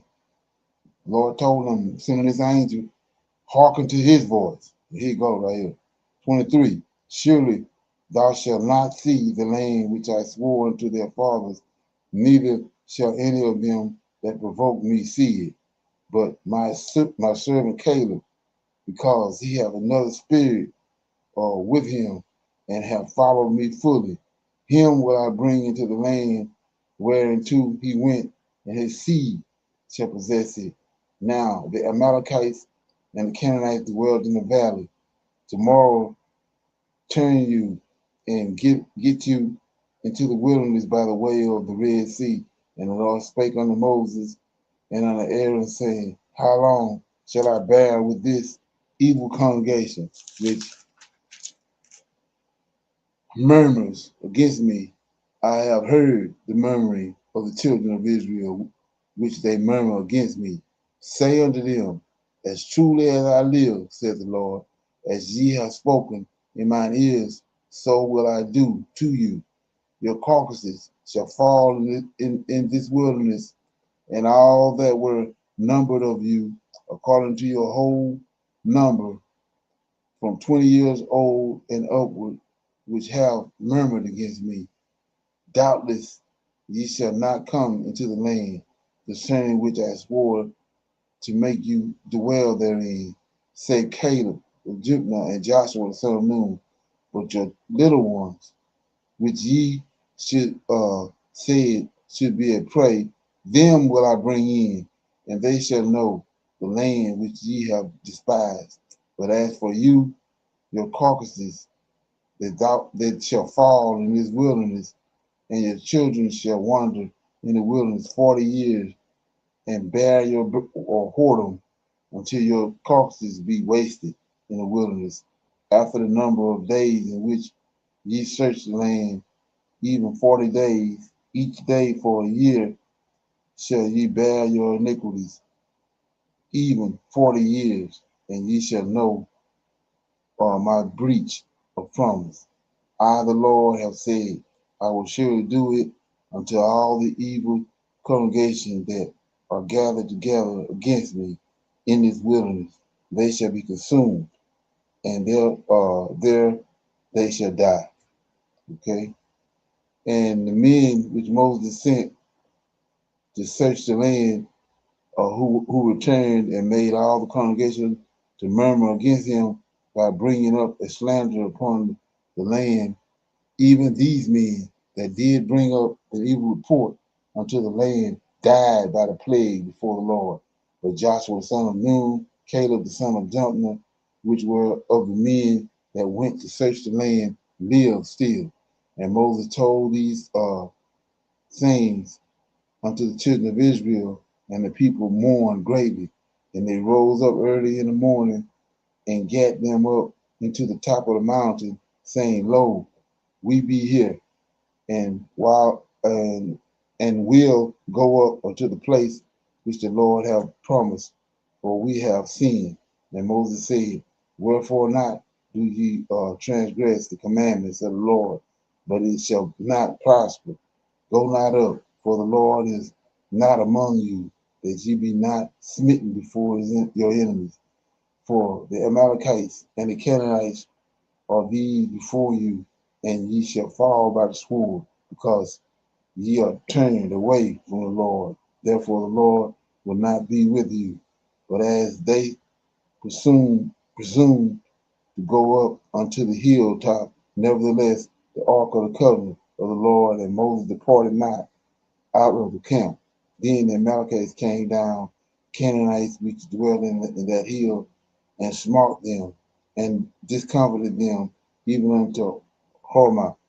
Okay, so that was 14. You got anything on that?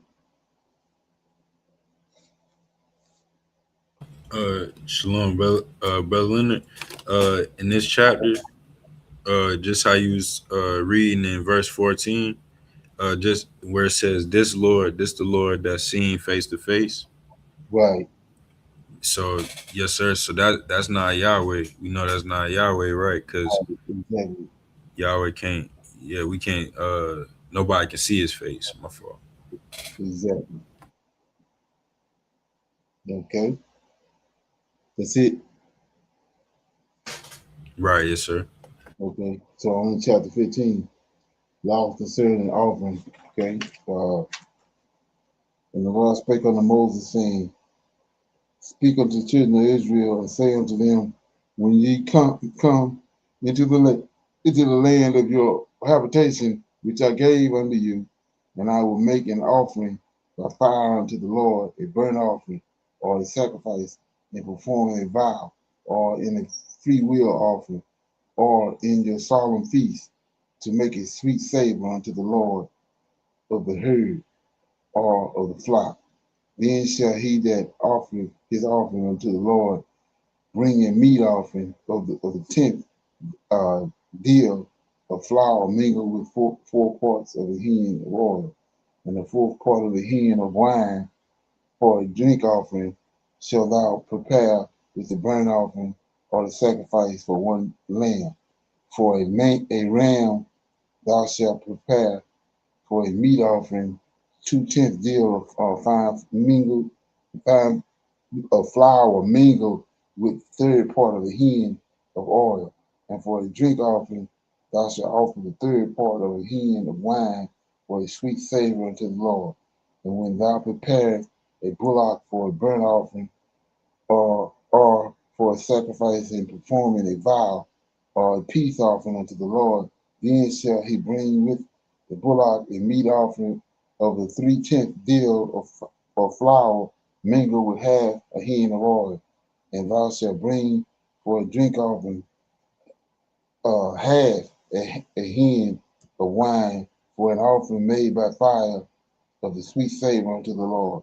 Thus shall it be done for one bullock, or for one ram, or for a lamb or a kid, according to the number that ye shall prepare, shall ye do to every one according to their number. All that are born of the country shall do these things after this manner, in offering an offering made by fire of sweet savor unto the Lord. And if a stranger sojourn with you, or whosoever be among you in your generations, and will offer an offering made of fire of sweet savor unto the Lord, as ye do, so shall he do. One ordinance shall be both for you of the congregation and also for the stranger that sojourneth with you, and the ordinance forever in your generation, as you are, so shall the stranger be before the Lord.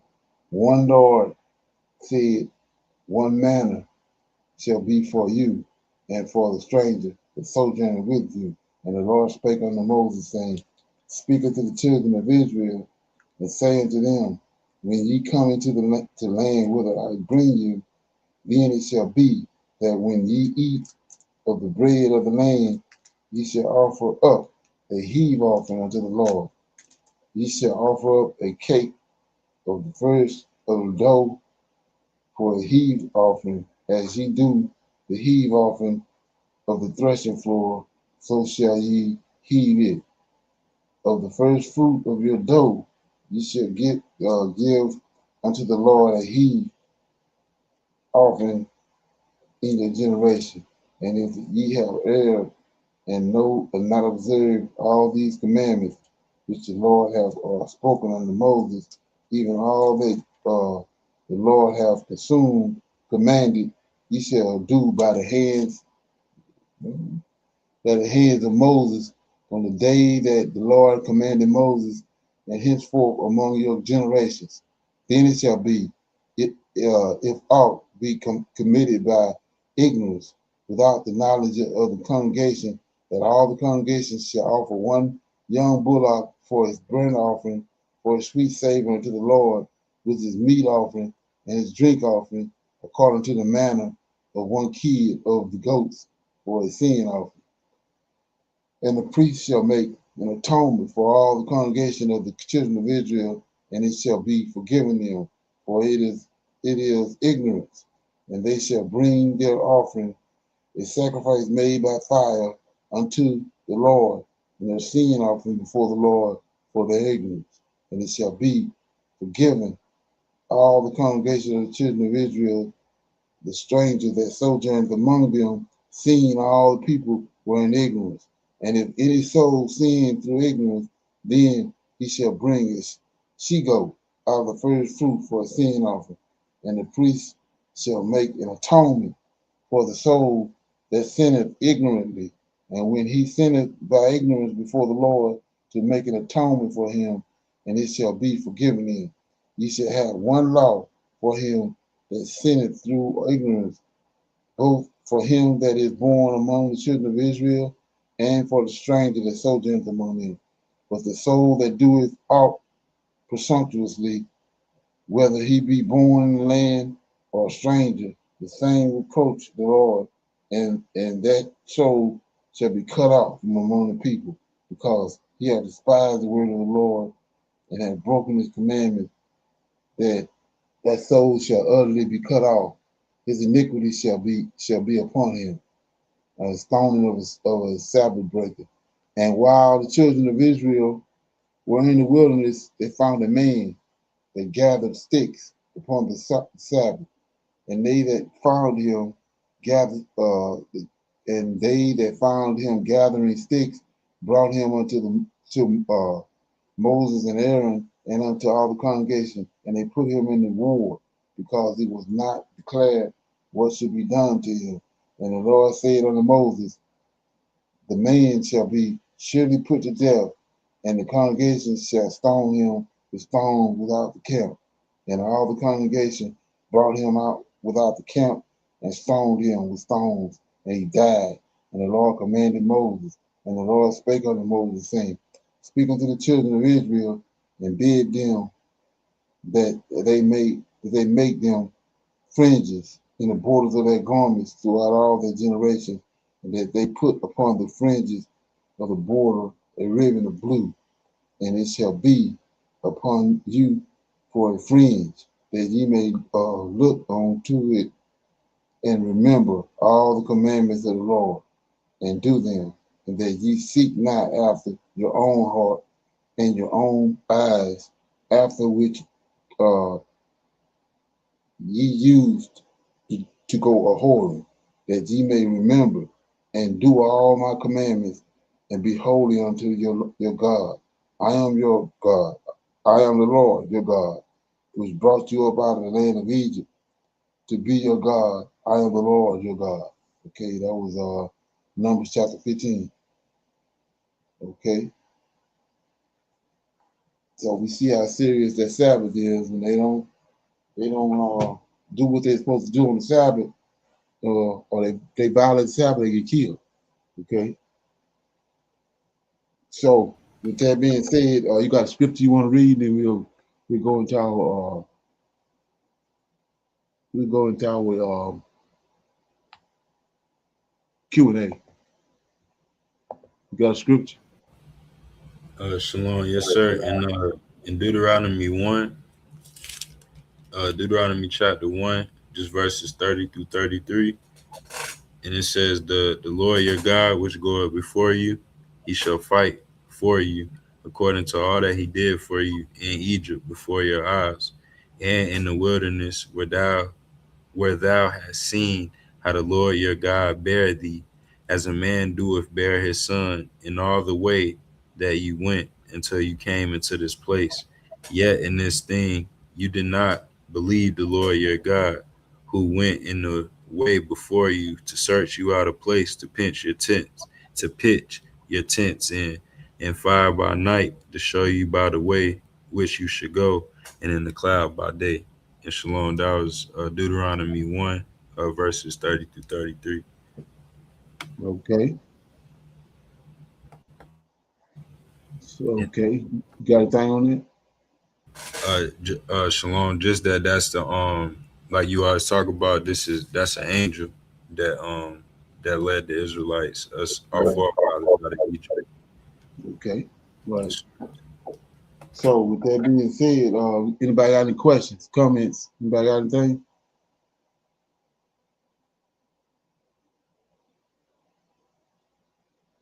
No questions, comments?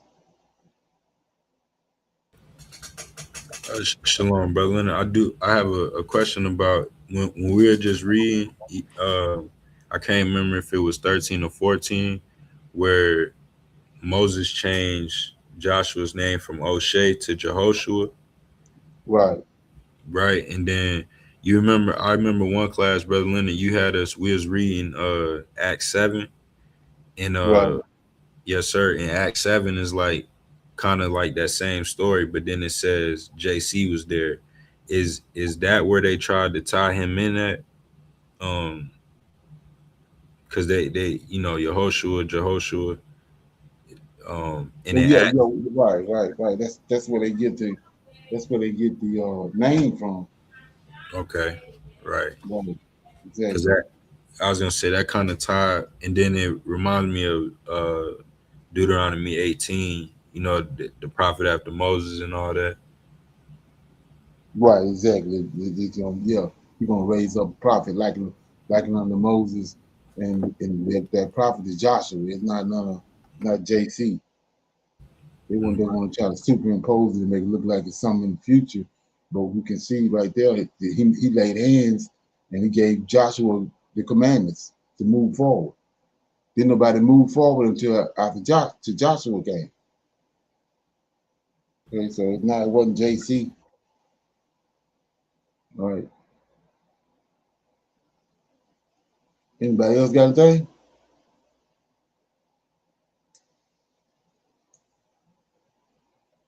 Okay. Nobody else has nothing up. Okay. Sure, but when if Sister Joyce or them didn't have a question, I had or I had another one before they went real quick. In Second Kings 20, Brother Leonard, we were reading the other day, and I had a question about this. Is Second Kings 20 and verse 18, where it says, and Isaiah said on the Hezekiah, hear the word of the Lord. Behold, Right. the days, yes, sir, the days come that all that is in thine house, that which thy fathers have laid up in store unto this day, shall be carried into Babylon. Nothing shall be left, saith the Lord. And of thy sons that shall issue from thee, which thou shalt begat, shall they take away, and they shall be eunuchs in the place of the king of Babylon. Okay. What's you get out of that? And so this was talking about Daniel and Shadrach and them, right? Yeah, not only that, but I don't know if you saw the movie. You saw the movie with let me see how they go. Yeah, Daniel Shadrach, Meshach. I'm getting One Night with the Queen mixed up. One Night Oh, with the King. okay. Go ahead. Remember they made that the guy that was supposed that Hadassah was supposed to be was engaged to or espoused to. You know, Hadassah ended up marrying Artaxerxes, Right, sir. but she was in before they came there. She was engaged to this other guy, Hmm. and remember they made him a eunuch. Okay, right. Right, so I'm getting stories mixed up, but yeah, that's Daniel, Shadrach, Meshach, and Abednego. When you go back and look at it, they royalty. So that's David's sons. Daniel is, I know. Okay. Oh yeah, and then yes, sir. And brother Leonard, I had seen that. You know how they got the numbers by it. What's that? Right. Uh, in Daniel chapter 1, because I was gonna ask you about if Shadrach and Meshach and them were from Judah too. And Oh yeah, they was royalty. okay, right. So when you go back, like I said, go to Zerubbabel with the three bodyguards, right? Right. So Mm-hmm. that was the custom at the time. When you go to take a kingdom, you take the king that you conquered sons and make them royals in your house. Okay, right. Especially when that's where Rome got it from. Especially when Darius, the Medes and Persians came. That's why Alexander was marveled at Darius.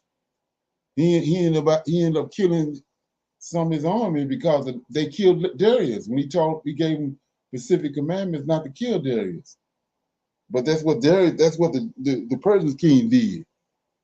Started doing they because before that people would just conquer conquer a country, slaughter everybody.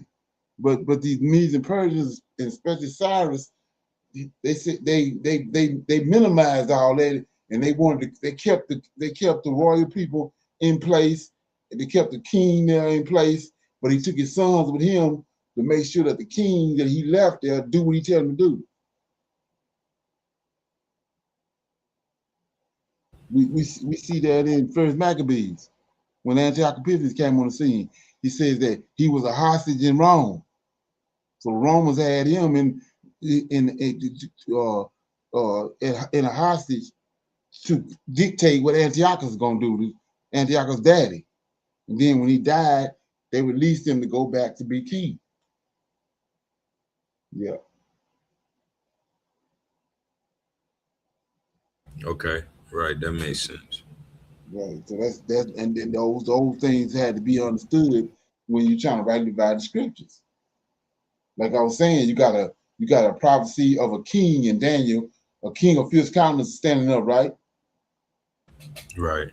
So, and then you also got a prophecy of a prince that shall come in Daniel 9:25.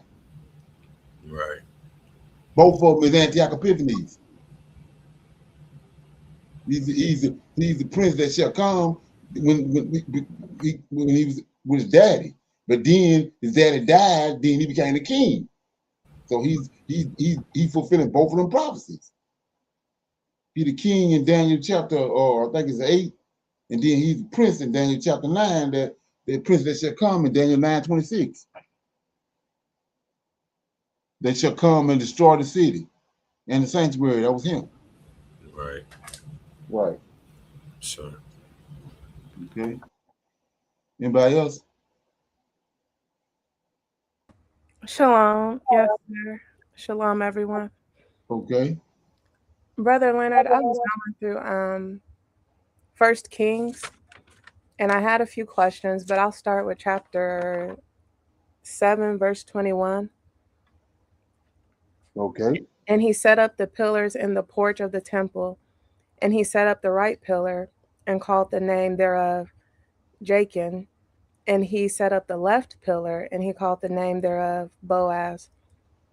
And in the concordance that I have, Boaz, just long story short, it says they don't know the meaning. Do you know what the meaning of Boaz is? I know it's used in the book of Ruth too, but it surprised me when I went to the concordance that it didn't have a meaning. Well, I would say Solomon built the temple, right? Yes, sir. I saw that. I would say that it's tied to Boaz. Mm-hmm. He built the temple. I mean, that's where David came from. Jesse came from there. Jesse came from Boaz, and then from Jesse came David. So I would assume that Boaz is tied. He named it that according to Boaz. Okay. Because if I'm not mistaken, Boaz was a kinsman redeemer. Yes, sir. And so I was wondering if it has a meaning, but that's also something that people just, the powers that be, as you say, just got rid of it, because Jachin was in the concordance and it was clear that it meant he or it will establish. And I thought, well, there has to be a meaning for the name of this other pillar, but I just could not find it. Right. Okay. Yeah, that's what I would say. Be search it out, but it only makes sense to me when I saw it. It was first thing I thought they had some kind of reference to Boaz, being that Solomon was the builder of the temple, so he would associate it with his dad, or in his lineage, or in his father's lineage.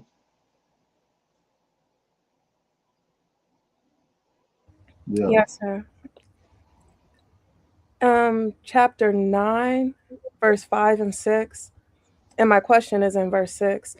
Then I will establish the throne of thy kingdom upon Israel forever, as I promised to David thy father, saying, there shall not fail thee a man upon the throne of Israel. Verse 6. But if ye shall at all turn from following me, ye or your children, and will not keep my commandments and my statutes which I have set commandments and my statutes which I have set before you, but go and serve other gods and worship them. I'll read 7 too. Then will I cut off Israel out of the land which I have given them, and this house which I have hallowed for my name. I will cast out of my sight, and Israel shall be a proverb and a byword among all people. This is new to me because apparently I never paid attention. But earlier I had only caught that if Solomon didn't, but then it was if Solomon or his children turn from the commandments, the Lord of hosts will get rid of the house that Solomon built, and that may be the covenant with David. Yes, sir. So Solomon is one of David's sons. And matter of fact, I was talking to AJ about that. When you read in the scriptures and you understand what's going on, they call Joshua son of David, Josiah. I mean, because all of them come from David. Out of David, the covenant is. Where you reading that? That's chapter 9, verse 5 through 7, in 1 Kings. Go to 2 Samuel. Go to 2 Samuel. 2 Samuel. 7, start at verse 10, I think. That's the covenant. 2 Samuel chapter 7, start at verse 10. I'm thinking 9. Start at 9.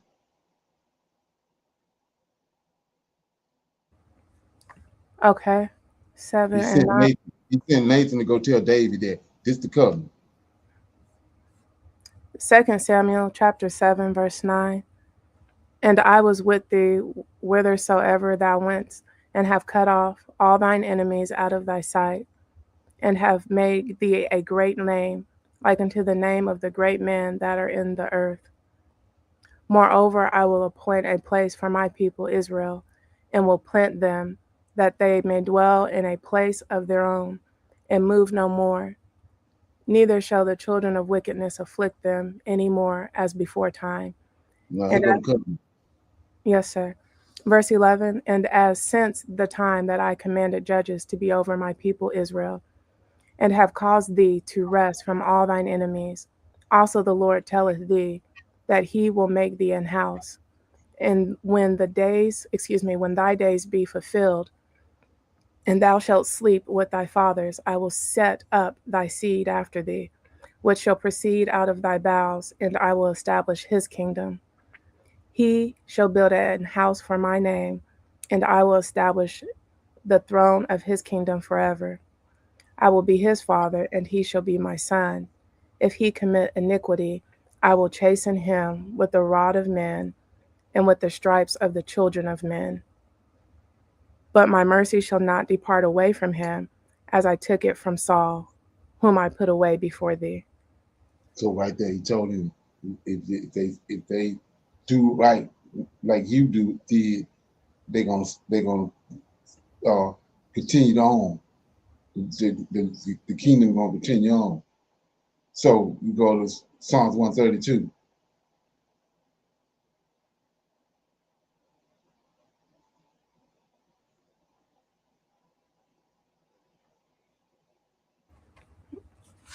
Okay. Start at bottom of that page.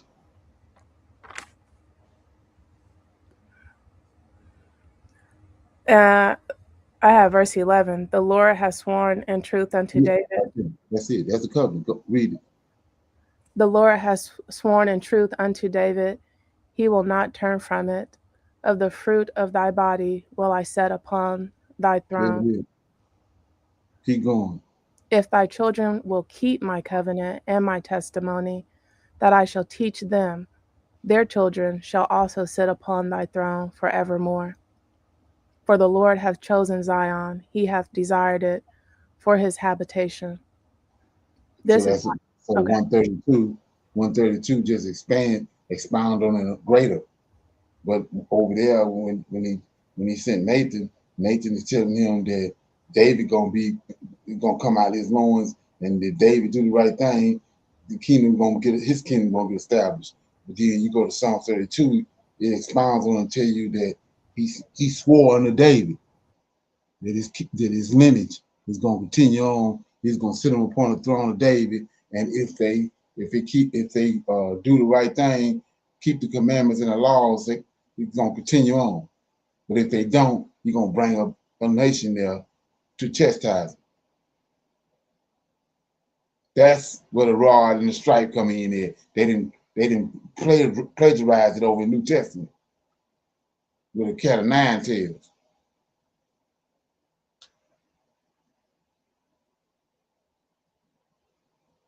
Okay. Yes, sir. My brother Leonard, my last question is in Psalms 89. Um,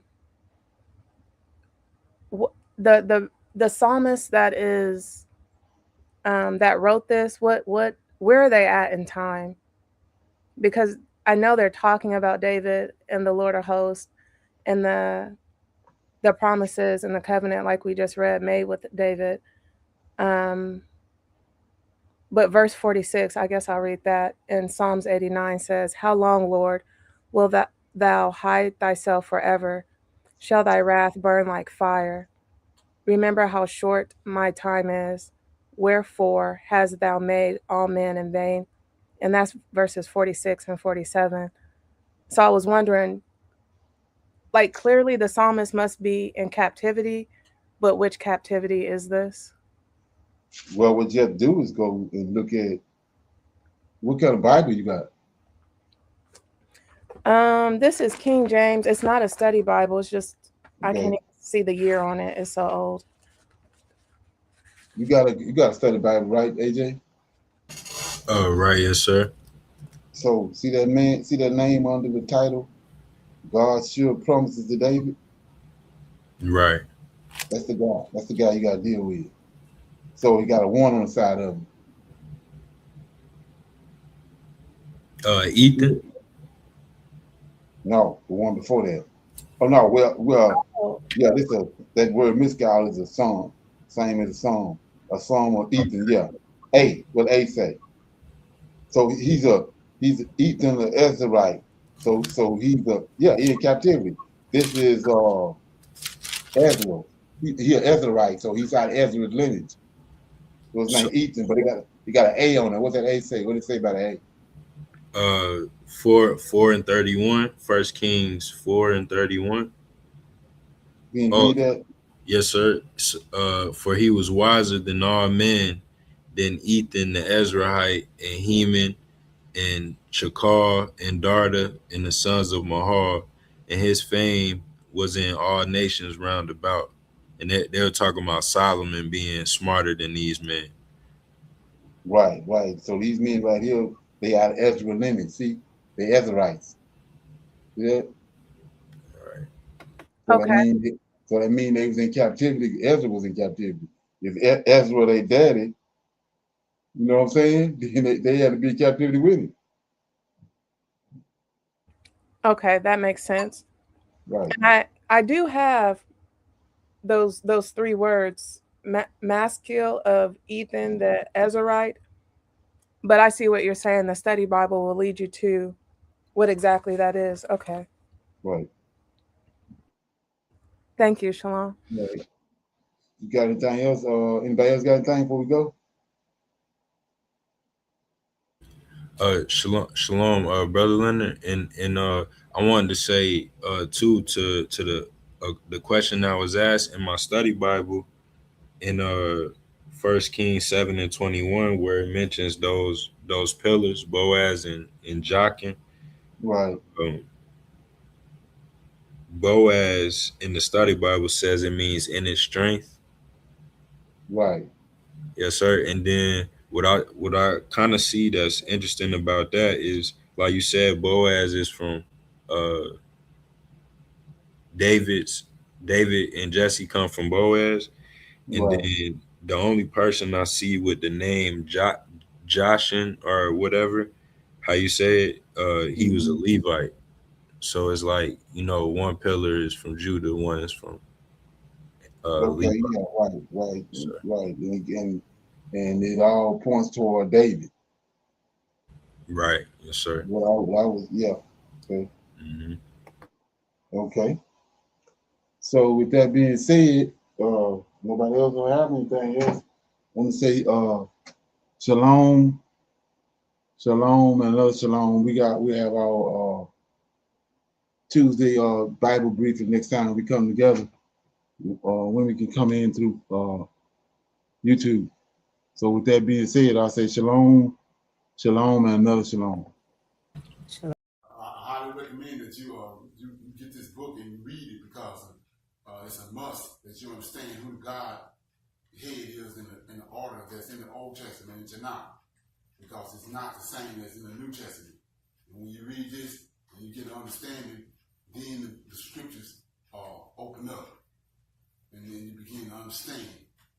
So I highly recommend that you get this book. It's the Elohim of Israel, and it's a breakdown on the word Elohim and who the God of Israel is and the Godhead.